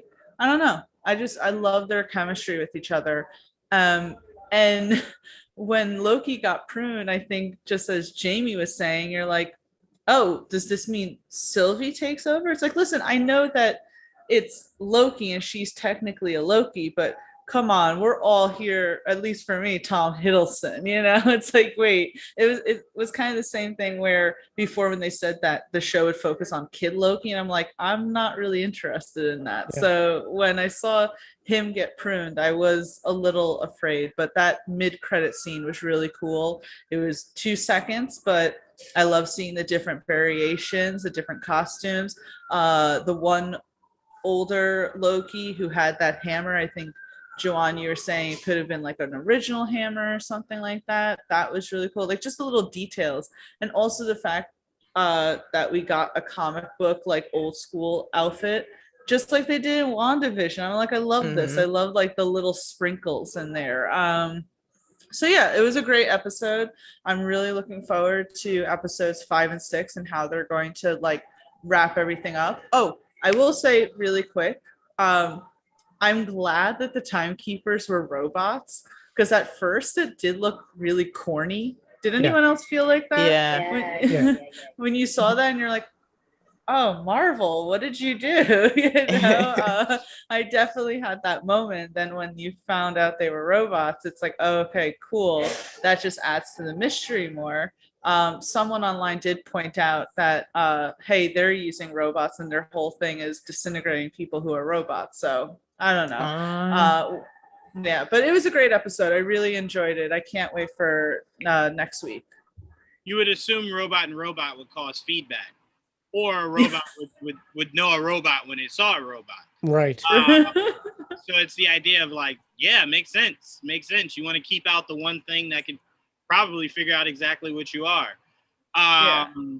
So no, it is serendipity for sure, but it totally makes sense. If you're a group of vampires, you definitely don't want a vampire to enter the. No, because they're gonna know right away. Yeah. Do you think that maybe this might, okay, so this sounds a little weird now that I'm like thinking it out in my head, but I'm thinking like, what if they put that there so they couldn't leave? But obviously they're not, really the head of anything, so it wouldn't matter if they left or not. They just make another one. Couldn't leave. So that the like Time Lord figures couldn't leave. I don't know why they would be leaving or anything, but that's just some a thought that came in my head. Well, I'll say this: all 3 series so far have left me with a question mark. Not like oh, where are you going? In the future with the MCU, it left me with questions of like, that was like the stupidest fucking thing you could have done. Having Vision figure out he's Vision and then going, oh, well, goodbye. So you have all your memories, knowing that you're in love with Wanda, and it's just like, well, goodbye. Question one. You literally having the power broker be the person, literally everyone in America that wasn't Jawan assumed it was going to. Question number two. And now you having robots in the basement where no one but Renslayer can go makes no sense. Why keep anyone there if the only person... Unless people have before gotten that far. So it's like, then that makes it even more confusing. You would rather no one be there so no one can actually really know who the timekeepers are. But the idea that Renslayer goes down there once in a while to visit them is just like, No, it makes no sense. I think there's, in each of these three series, there's like a small little loophole in the writing for each of these three series that you kind of just go, it just doesn't make any sense. It just maybe they built it specifically for that moment. They're like, we know that they're gonna come in and we gotta be prepared. So let's gotta have something there. I feel like it's like there. a Santa Claus moment. Like, I know it's Christmas time. Oh, it's Well, judgment time. Bring him out. You just go with the element of, where people talk, they're like, man, Renslayer goes down to the basement. I wonder what's there. Nothing has to actually be there is the only thing I'm saying. Like, if Renslayer is the only person that goes down there and she knows they're not real, who is the whole facade for? No one else can go down there. I think before she pruned Mobius, I feel like that was going to be like, okay, I'm starting to lose him. Maybe if I sit him in front of these like Time Lords, then he'll regain his faith and not question me as much or question the orders. But then he did get pruned, so it was like, Really quickly, by the way, I think we could see that maybe Renslayer has developed some sort of like platonic friendship feelings, but certainly doesn't regard him that high. If she was just like, prune him, and it's like, you guys had lots of drinks together, you had chit chat. To be fair though, it could have been one of those moments where it's like she probably reported to the timekeepers as soon as she saw that her device was gone. And it was probably like the timekeeper said he has to go. So she can't really question it. So it's like, because if you look at her face, it's not a face of someone that's like, all right, prune him, I don't care. You saw the emotion in her face. And she didn't want to do it. But she understood he just knows too much. You can't let him go around and spread it. So you had to get rid of him. Oh. So I think she did value him. It's just the level of value. I don't think her loyalties lied with the timekeepers ultimately. Exactly. Now, do you guys expect or want a backstory of Renslayer in the next episode? I'm sorry, Joe. No, I'm going to say some type. I don't mean use the whole episode on her, but to show something, some type of just, I don't know, something to show us where she fits in all this. Because again, like, you only have 2 episodes left, and unless you want to keep it open for season 2 or whatever else they're doing after this, maybe show something of maybe where she's from, because they didn't show B-15's memories, which I also appreciated that. I like that they didn't. I like the fact that we just know that she goes, oh wow, I looked happy. But maybe you see something where she first started besides the flashback that she had when Sylvie was young. Well, I think there's no way episode 5 doesn't start with Sylvie enchanting her to see. Right. Okay. To see what's going on. And so that's where that would fit. Yeah. Well, I think that's exactly what's going to happen. Whatever Renslayer's involvement is, she's certainly dedicated, because she would have rather have been pruned than Sylvie, have her and get those sort of memories from her, because she clearly knows that Sylvie can do that from her, interrogation of C20, I think the girl's name was. Yeah. It is. It's more like, you ever see someone believe in a cause that is wishy-washy, but they are so gung-ho in understanding the mentality of the situation. So, like, for example, the people that sell you pyramid schemes, they know that shit's fake, but they believe in what it builds mentally to these people. Like it does build self-confidence. It does build up people so that I think they believe in that, but they understand it's a con. I think she understands it's a con, but I think she believes that if these people are just allowed to run free, all hell will break loose. So I think part of her believes they're doing this for the right reason, but maybe they're going about it the wrong ways. So I think she's very much in that gray area. But to me, it's one of those things to where it's like once you believe, it's very hard to get someone to think any differently than what they're just set on. So I think she's somewhere in that gray area. I think she'll have a moment with Sylvie where maybe they kind of team together to take down whoever's really behind this.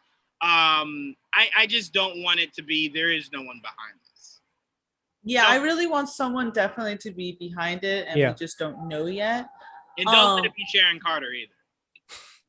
Such a hater. I have a quick question though, Joanne. Do you think that we're going to see the whole President Loki thing in episode 5, or are they going to maybe save that for episode 6? I don't know. Because like I just said, you could start episode 5 with Sylvie enchanting Renslayer, and that maybe be most of the episode. But the more I'm looking at it, the more I'm thinking the Lokis bring in this Loki, and he literally takes over. And like they come back one day, and that's where we see the scene from the trailer where it's like, "What did you expect? Like, of course I took over everything. You know me, I'm Loki." So I mean, I don't know. That seems more comical. So it depends on how they want to approach episode 5. Do you want to approach it to where it's like the fallout from literally the last thing we saw, or do you want to go to the real meat and potatoes, which is Sylvie and Renslayer, and why all this is happening? So I don't know. I don't know. I honestly don't know. Speaking of promos and trailers, because of that, I didn't see the Loki pruning coming, but I knew he wasn't gone only because there were other scenes with that variant from other promos. We knew that we were going to get a scene where he's in apocalyptic New York. There was a promo for that. It's pretty much the scene, where he is now without the other Lokis, and a few other scenes that were in trailers that I remembered from that. I was like, oh, okay, well, I know he's not gone. So now I'm just curious to know, does that pruning rod do the same thing to everybody that it did to him? But I think the line that he tells Sylvie about Loki's being able to survive, that we don't die, we survive. I think that line was dropped for that very reason, for us to understand why he didn't perish and the other ones do. Yeah, that's why I really do think it's possible that what's his name is actually gone. And to me, I do hope he is gone. You have to start. I want to see the jet ski. Mobius deserved his jet ski. I still think we're going to see it. Yeah, I think we'll see him with his family. Like maybe, I don't know, somewhere at the end, Loki's like, I did it. It's the end of the show. And then you see Mobius going by like, hey. It'll be like the end of Falcon and Winter Soldier. They all like he shows up at the beach or something. They all have barbecue or something. Yeah, I would rather that if Loki does shatter the TVA, I would rather him just go back in time and pluck him, like maybe the moment right before the TVA picks him up. Yeah, plucks him from there and brings him to like more modern day. I'd rather, because to me, again, everyone was shitting on me when I said, no, Stark shouldn't stay dead. He should immediately come back. Well, no, there has to be consequences in the MCU. And it's the same people that are enjoying Loki being alive for the 557th time. So it's like we're choosing when deaths can matter. And everyone's okay with Stark never coming back. But if I say, no, like, let's let some of these deaths stick. They're like, no. Mobius can come back, Loki come back. And it's like, I'm so Well, the only reason I say the thing about Mobius is because Loki survived. So like if Loki survived, there's a possibility that the other people that got pruned might have gone somewhere else as well. Yeah. I get it, but to me, it's just like, if he does come back, what was that moment for? What does that moment really mean if he just comes back like that quickly within the next 2 episodes? What did that really mean? To a degree, though. I mean, I for one want Iron Man back. I think MCU without Tony Stark and Iron Man is, I'm not going to say boring because they got so many characters. I mean, It's boring. it's, but I do miss that even without Steve Rogers. But however, I do understand where people are coming from. So the fact that Loki was killed so many times, even if you want to go as a brand new character as Mobius and Loki never did what Tony Stark did on a grand scale. He literally, sacrificed his life for the universe, for the entire universe. So because he did that, to bring him back would be like, well, that was all for nothing. I think you could make the case, but I still want him back. Mobius took that device knowing what could happen if he were ever caught.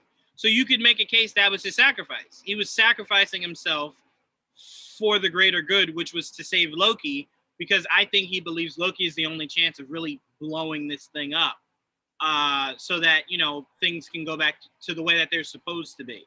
So I think part of him was making the same. I get what you're saying. That Tony Stark sacrifice was a 10-year in the making kind of sacrifice.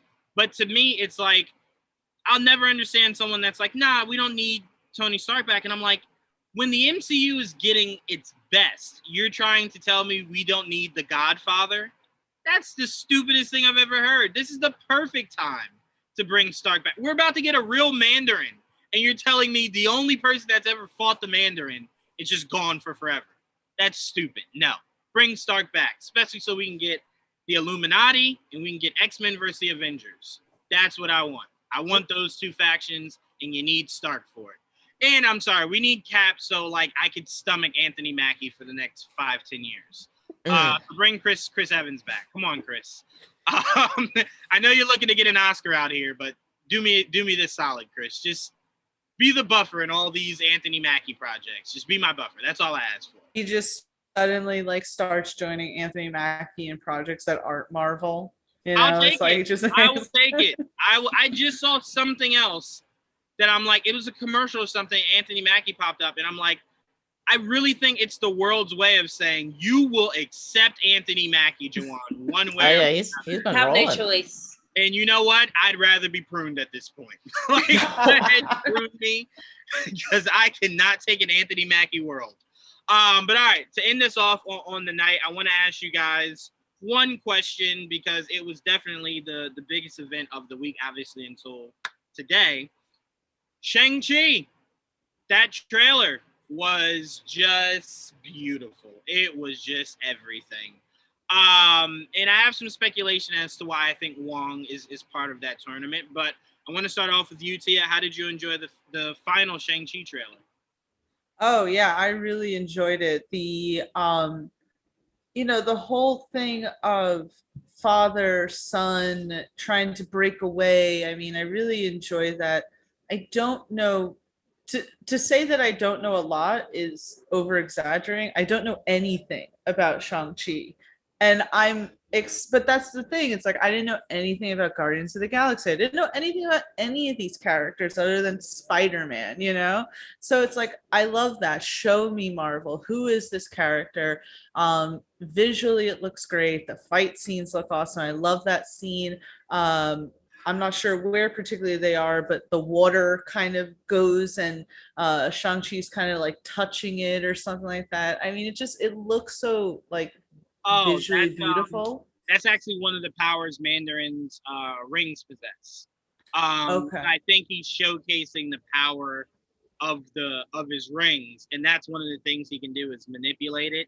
I think that's in the scene where they land from the helicopter and they're all getting out. I think that's at Mandarin's the Mandarin's lair or home or whatever. So I think it's inside his home he's showing off to his son and his daughter.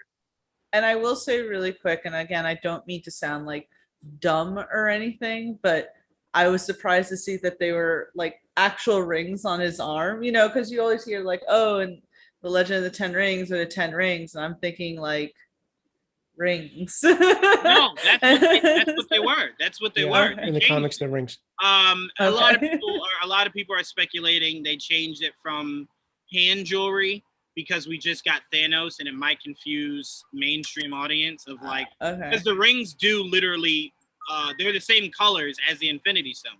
Like he has a green one, a red one, a purple one. So I think a lot of people might think it's the Infinity Stones again. Right.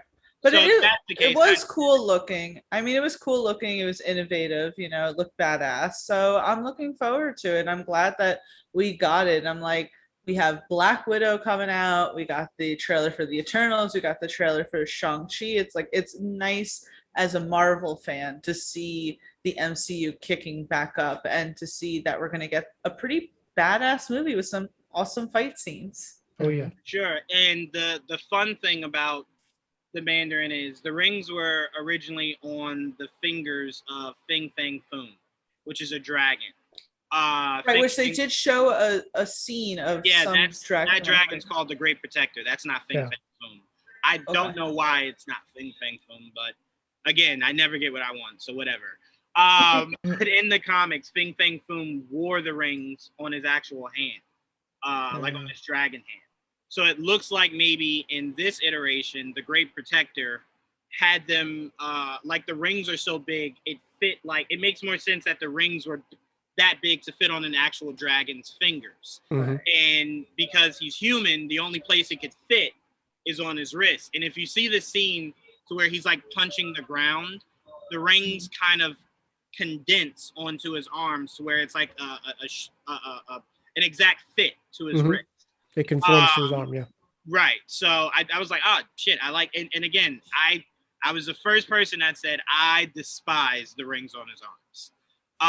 That's actually a form of not martial arts, but a form of exercising or something in the Asian culture where they put these heavy rings on their arms and they do a bunch of different things. It was actually in Kung Fu Hustle also.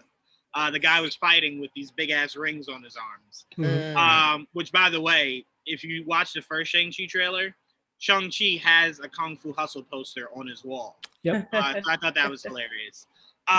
Jamie, what were your thoughts on this new Shang-Chi trailer? Okay. Well, I have 0 because I didn't watch it. And I was gonna say I have a thing, okay? So like Joe was saying earlier about how, you know, he knew Loki wasn't gonna die because he saw all these other scenes with Loki in it. I thought it was very unlikely that he was like dead, but I usually will watch like the first trailer for something and then I'm like, okay, no more. Mainly because of Kingsman 2. Kingsman 2 spoiled the biggest like plot reveal for that entire movie. And after that, I'm like, I can't do trailers anymore. And I'm just now starting to like watch them again. So I'm limiting it to like, you know, the first one. And if I happen to catch the second one, I happen to see it. But I'm trying to stay away from trailers so that way I'm actually surprised when I see like these different shows and movies. So from what I heard, I'm really excited about what you guys have been talking about. But yeah, I have not seen the trailer. I will say really quick, I hate when they post like movies post the first 4 or 5 minutes of the movie online. I'm like, I don't want to see that. Like, I want to see that when I go and actually see the movie. They're like, people, I think they did for Mortal Kombat, and I didn't. Yeah, they messed up with that. That was the best 10 minutes of the movie right there. Well, no, I will say it actually is smart. Because if it's a movie the studio is not 100% sure about, getting any bit of that movie out there that can maybe cause good conversation is never bad. Because think about this. Think about if you weren't looking forward to Mortal Kombat and everybody's telling you the first 5 minutes are like the craziest thing you've ever seen. You immediately are like, well, shit, I want to see that. And then if you think the rest of the movie's bad, they at least got the viewership. You watched it. You watched it, yep. So it's like, it is a smart marketing ploy. You notice the big movies don't need to do that. But a smaller movie like Mortal Kombat, I'll give you the first 5-10 minutes, lure you in, and you'll either like it or you'll hate it. But regardless, you'll be talking about it enough for other people to want to see what's going on. And then it's in my mind, it's marketing 101. Got to get the conversation going. However you can, good or bad, your name needs to be in the mouths of millions. And it worked for Mortal Kombat. A lot of people saw that and went, well, damn, if the movie's anything like the first 5 minutes, well, hot damn. And then, you know, some people saw the full thing, didn't like it. Some people saw the full thing like me and did enjoy it. So to me, it worked. People still saw it regardless. So to me, you got to do it if you're not 100% about your project.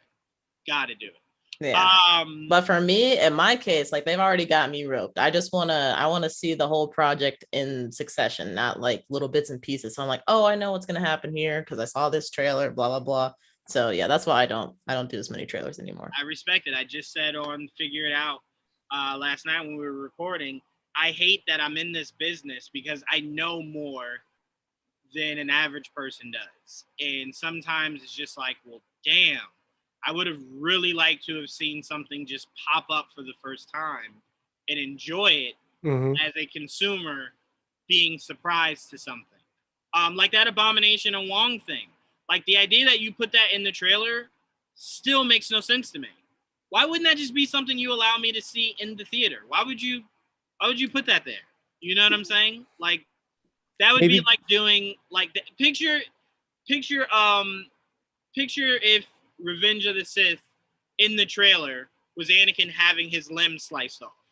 And it's like, well, we do know he becomes Darth Vader, but I would have at least liked to have seen that play out. You know what I'm saying? Well, or even if in Endgame they show Tony with the freaking, Infinity with the gauntlet at the end. Yeah. I will say that to me is like, I only think that's drastic because if you had showed me that, I would have never spent money to see that movie. Not even Cap saying Avengers Assemble was worth me spending money to see a half an hour of story in 35 minutes of all that action, only to know exactly how it ends. I would have been pissed if they put that shit in the trailer. I think money. I think there's two. No, I think there's two reasons why they did the Abomination and Wong thing. If it is Wong, but I think it's Wong. Well, no, Feige came out and said it did. Okay, so I mean, it just seemed like it was. Yeah. Two reasons. One, because Shang-Chi is more of I wouldn't say an obscure character, but it is a character that's not mainstream. So you want to get more people buzzed about it. Maybe they think the trailers of him alone, and a lot of people are saying that the character, I can't think of the actor that plays Shang-Chi. I don't know it. Simu Liu. They're saying that he's actually a weaker character. That's about it. Simu Liu, right? That he's actually a weaker actor than the gentleman that's playing Snake Eyes. Is it something Golding? Henry Golding. Yeah. So they think that maybe he can't sustain the film by himself. That's why they feel that maybe the guy that does play Mandarin is going to carry the movie. I'm going to say this. That is always a myth. And here's the reason why. Watch season 1 of Iron Fist, right? Mm-hmm. And then watch the episode directed by Cheo of Luke Cage season 2 of Iron Fist in Luke Cage, and then all of season 2. It seems like a completely different actor. But that's just because he had better writing, better director. Everything was just better. So again, Simu Liu does have a show. It's Kim's Convenience, I think. Yeah, it's Kim's like Convenience. a comedy on Netflix. Mm-hmm. Joel swears by it, says it's awesome.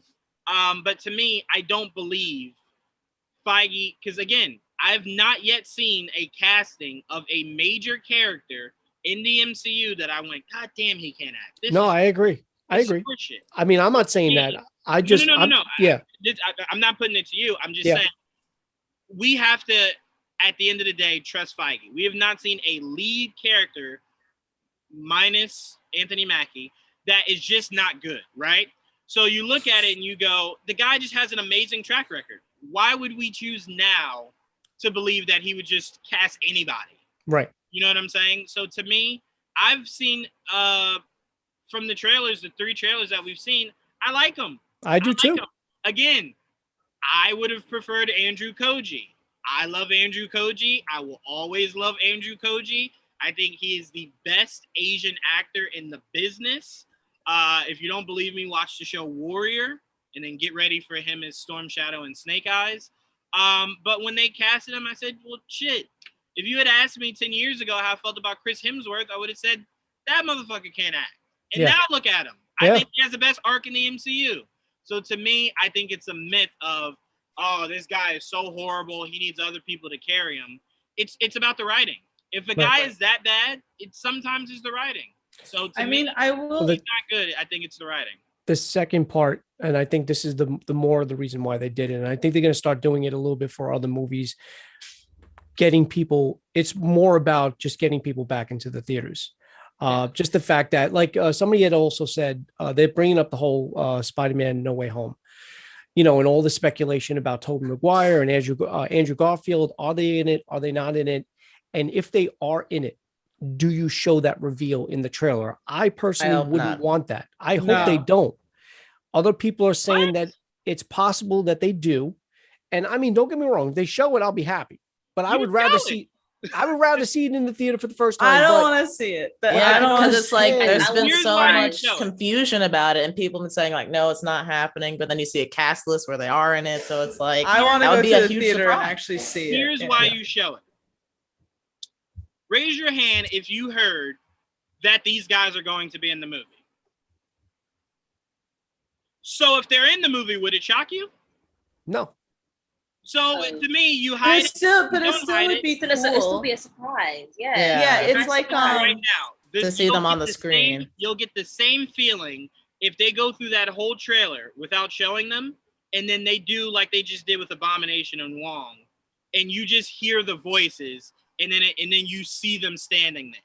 It'll hit you the same way in that trailer that it would have in the movie. Like that to me isn't a big enough spoiler, only because we work in an industry where we heard about this a year ago. So and think about this. Marvel didn't come out and deny it. We've only heard Andrew deny it. Or Andrew, right? Yeah, Andrew. Yeah. We've only heard Andrew deny. We heard Andrew, we heard Tom, but wouldn't those be the exact people to deny it? They're not going to come out and tell you it. So to me, it's like we have an idea that they could be in it. But So this is it's not a also surprise. this is from the perspective of somebody who like tries to stay on top of this kind of media. From someone who's like, I just know the movie is going to come out, and there's been weird rumors, but I haven't been paying attention to that. To see that in a theater, I feel like would be a much more impactful experience, at least in my opinion, than to see it on a It's trailer. just about getting people in the From a in the marketing theaters. standpoint, there are some people out there who could care less about Spider-Man.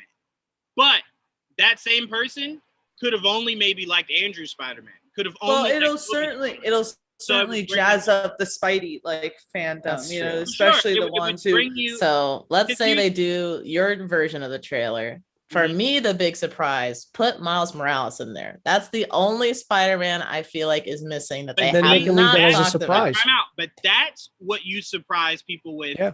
in Okay, the I would movie. take that. Because That's the think about it, surprise. you've not heard anybody mention Miles being in this movie. We know he exists in the MCU, Mhm. but we've not heard anybody say, "Oh, Miles will be in this." That would be really surprise. cool. So Mhm. that's what I'm saying. There are still things that could be surprises. For example, if they show you Toby and Andrew, right? You're like, okay, cool, their Spider-Man is in there. But what if we get the moment of Toby Spider-Man sacrifices himself for Tom Spider-Man, and it turns out his Uncle Ben looks exactly like Tobey Maguire's Peter Parker. And it's just hitting him again of losing Uncle Ben. That would surprise you too, wouldn't it? But the Mhm. trailer wouldn't have given that away. So Mhm. there's still so much you can surprise people with. I'd be That surprised is if they brought in. You've heard the rumors and everything about like Charlie Cox like coming and That's as Matt another Murdock. surprise. That's another That surprise. would be great. Yeah. For sure. So to me, there's a lot they can surprise you with. But in a marketing standpoint, especially if you're Sony, you need to get people into that theater no matter what. You need to see if more. that's You showing need to them show Spider-Man, more so Tobey Maguire than Andrew Garfield. I feel like. Yes. Like Yeah, people are definitely. excited about Andrew You know Garfield, what? but you show Tobey, people I'm people gonna tell lose you their this, minds. I'm going to tell you this. I found this out within the last year of them saying that these two could be in No Way Home. There is a huge Andrew cult. I mean a huge Andrew cult. They still to this day want Tom gone and Andrew put in his place. Oh yeah, I've seen that. Yeah, so there is a hive. that. Because think about it. The people that love Toby only love Toby because it was the first Spider-Man we ever had. It's not Right. necessarily that he's the best. Yeah. It's the same thing people feel for Michael Keaton. That was their first Batman. So to me, Andrew was the guy that you've now had your first Spider-Man, you've had your full trilogy, and it's the new guy on the block. I think a lot of the people that flocked to Andrew literally liked him because they thought he was the best Spider-Man. So a lot of people, there is a huge Andrew following. I think it's more impactful though, only because it's been 14 years since Toby. Sure. So I think that's why. I mean, yeah, because Andrew Garfield and you've already brought in J.K. Simmons. Yeah. Like you've already brought in, and you got someone Alfred from the Molina book. coming. I mean, it's. I heard that Again, How do you not possible. bring in Toby? Again, I also want to say what I've been saying for the longest. I do want to prepare people for the idea of it could be Spider-Man going through the different dimensions Yeah. to That'd fight be the fine. villains, but does not come in like we have to think of it like this. If he goes to a multiverse, it's possible that his Spider-Man to the people are the only Spider-Man that they've ever known. Mhm. It's not another Spider-Man in that place. He becomes the Spider-Man when he travels to that multiverse. So we have to keep that in mind, because I know a lot of people are going to shit all over this movie if there's no Toby and Andrew. Oh yeah, I mean those expectations need to be like you Yeah. know like tempered down, but For it is sure. what it is, I guess. Now I'm kind of thinking like, what if they didn't have any plans for them to be in the movie, and then this rumor started? And they're Now like, it's like, what do "Shit, you do? give them a phone call, fly him out. I said this before. I think COVID is the only reason Spider-Man is part of this whole multiverse of madness. Because remember, Spider-Man's original villain for this movie was going to be Joel Kinnaman as Kraven, or a Joel Kinnaman type as Kraven. So Kraven was the original villain for this movie. But I think when COVID happened and Falcon and the Winter Soldier was put on the back burner and they were just focusing on WandaVision and that was going to be the first thing that came out, I think maybe some of those Sony execs were like, Into the Spider-Verse made a shit ton of money and it looks like Wanda's queuing up a multiverse. I think a Sony exec called up Kevin and said, what if we play on that? What if we scrap Kraven, give him his own movie, and we play on Spider-Man going into the multiverse, fighting Alfred Molina, fighting Jamie Foxx's Electro? And I think Feige said, yeah, okay, sure. Okay, let's do Feige it. was like, that's the first good idea you've ever had. I'm so proud. On the dotted line to work with the MCU. That's the second smartest thing you guys ever did. So I do think Spider-Man changed its plans because of COVID. I don't think it was always supposed to be an arc of the multiverse with Spider-Man being part of it. But to round this out, I love it. I love Abomination has evolved. But another thing I want people to keep their mind out on. We know that the Power Broker had super soldier serum. What turned Yablonsky into Abomination? The super soldier serum. I find it very possible that the first person they tried it out on was a person who already had it to see if it could enhance anything. So it's very possible he got injected with it again and it enhanced him to look more like the comic accurate Abomination. So I think Abomination is in Madripoor because I think he was being tested on. Now I think Wong is there because I think the Mandarin put together this tournament and I think he has a prize at the end, like something you can win. And I think Wong is there because I think Mandarin might have artifacts or the rings maybe that he's trying to get a hold of because that much power shouldn't be in just anyone's hands. I think that might be something he wants to keep in the Sanctum Sanctorum. So I think Strange maybe sent Wong there because the idea of Wong being in a cage fight just sounds fucking ridiculous. Like what? Why would Wong, who just learned about Beyonce, be in the damn cage fight? Yeah. It just makes no sense. So I think he has an agenda for being there, but I think Abomination is more so working off a debt.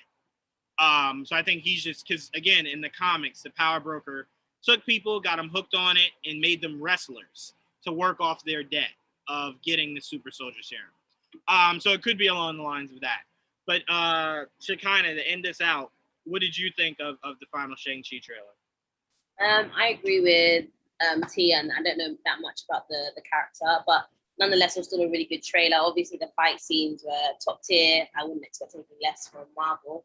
I also agree with Joe about what he was saying about trying to fill up the cinemas, because obviously we've been away for a while.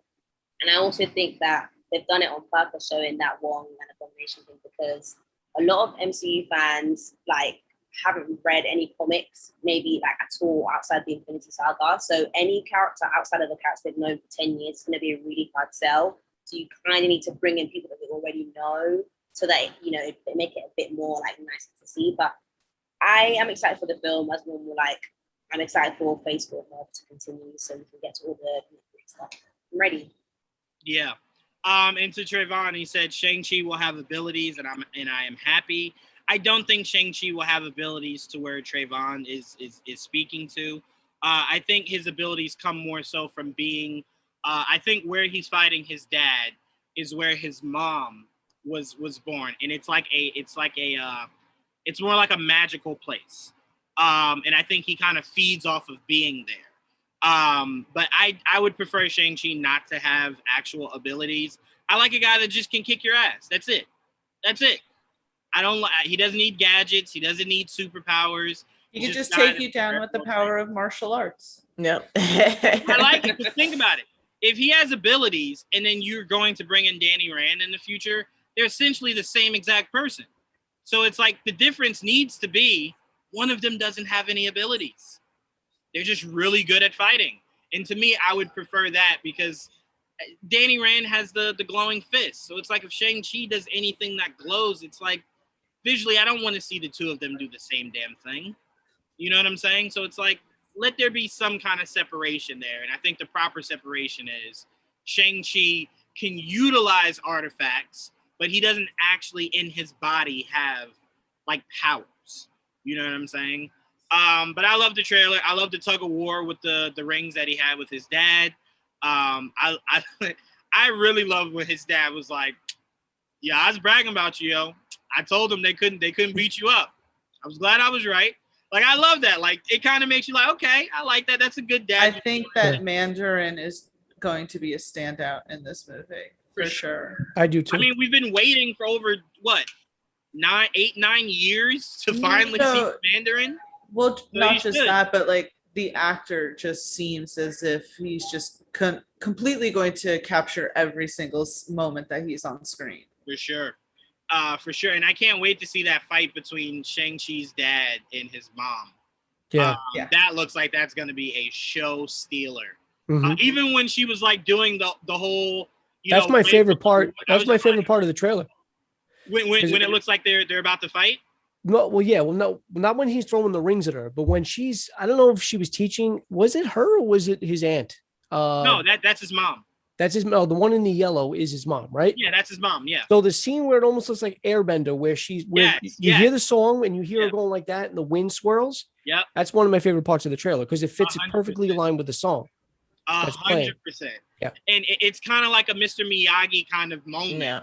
I was gonna say that's like wax on. Exactly. She's teaching him the right way. It honestly reminds me of teaching someone the right way of the Force versus the dark side of the Force. Yeah. The dad is clearly the dark side of the Force. The mom is the light. And you're showing him the right. She even says, there's two parts of you. There's the parts of the light that are me, and you have to accept there are parts of you that are your dad. And I can't wait to see when he showcases the parts of his dad. And I think that'll come in the final battle between the two of them. So I'm very excited. But that's all we got for you guys today on an all-new episode of Marvel Cinematic Review. I want to thank Patches, KJ, Prime, Christian, Tia, Joe, Shekinah, and Jamie. I really thought I forgot someone there, so sorry. I try my best to not forget you guys. But you said Pete. You said Pete? I did not. Thank you, Joe. Yeah. And Pete's probably watching this. Pete, I love you. And thank you, Pete. This was a great episode, and I can't wait to see how insane we are trying to break down episode 5 because it's going to be a doozy. It's for sure going to be a doozy. So I can't wait. Thank you to everybody in the comment section. You guys were amazing. Jersey J, Trayvon, who will be back with us next week. Listener Jim, who's on vacation, Brandon Blank, Michelle.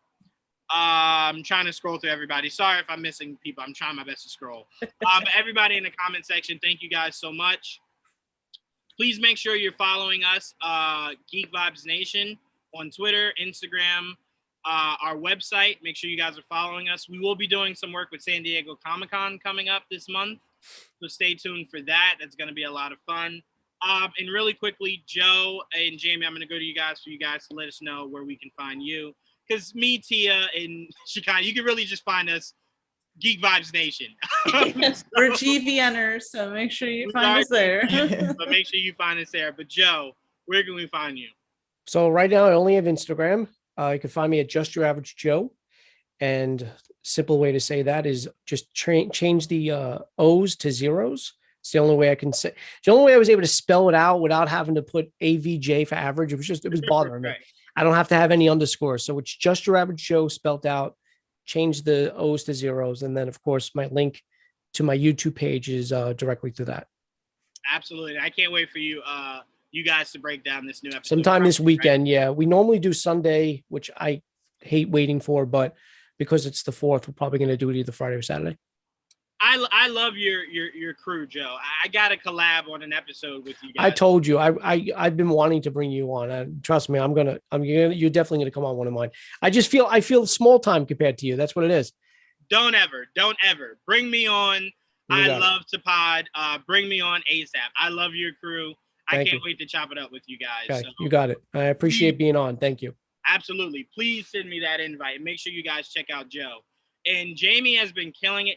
Jamie is feeling so good over there in the Twitch world. Jamie is even calling me out for a one-on-one. But Jamie, where can we find you? Yeah. So you guys can find me on Twitter at Swiper -art, I believe it is, and then I have links to. I have no idea. I need to. You know what? I'll look at it right now. But all of my other social media pages will be linked to that. I have another episode of Resident Evil coming out, which I was very not prepared for. So I took multiple breaks, but I'll edit it out so you guys will see nothing. Just the fear.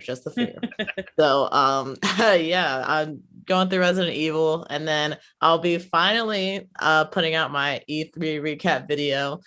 Very fashionably late, but I feel like I have more insights that other people just don't have. So you check it out. You might learn something. But yeah, that's pretty much all I've been up to. But yeah, once again, thanks for having me on. I really enjoy talking with you guys, and I feel like I'm learning more than anything else. So you guys definitely, if you haven't seen the past episodes, make sure to go check those out, because it's always gems are dropped everywhere. For sure. I appreciate that. Speaking of the gaming world, really quick. Hmm? So I just found out something today that I'm not happy about, and maybe Jamie could elaborate a little bit more. So apparently we're not getting possibly not getting a GTA 6 to maybe 2025. We're not talking about that, Joe. All right. We are not talking about saw that. I believe it. I believe it, because they've been porting it for years. I believe it. It's not been reported by anybody to really take seriously about. True. It's very more true. so just like a running joke of it does take GTA a decade. I know. And we just got Red Dead. This is like the longest period of time that they've waited between GTAs as well. Yeah. But they're like the George R.R. Martin of freaking video They are, games. but again, we have to look at it in a positive light. The longer they take, hopefully the better the game. Yeah, Right. I'm thinking this will be I'm excited for GTA 6. I think it's going to be everything people are wanting for. As we're getting out of here, if this game does come out within the next few years, right, and it's everything we're dreaming it to be, it will be the last GTA for at least another decade and a half. Oh, easily. Oh yeah, they definitely. will ride that sucker into. We'll have 90 more Red Deads before we have a new GTA after this next. Well, the only Especially silver with the lining, though, updates. the only silver lining about this, because they say 2025, is I'll probably by then finally get an Xbox Series X. Yep. I'll finally get a Well, PS5 yeah, probably. Yeah, they'll be available. Yeah. I told you, stop mentioning PlayStation on these airwaves. You're an Xbox. PlayStation. You are an Xbox person. My PS2 still turns on to this day. My Xbox One crapped out after 2 years. So it is what it is. I just want Microsoft to know Tia does not speak for Joanne. She does not speak for the Geek Vibes Nation. Does not speak just for Tia. I would love to do work with you, Microsoft, just as soon as you stop doing work with Anthony Mackie. Anyway, good night, everybody. We will see you guys. next week for an all-new episode of the MCR. Till then, peace.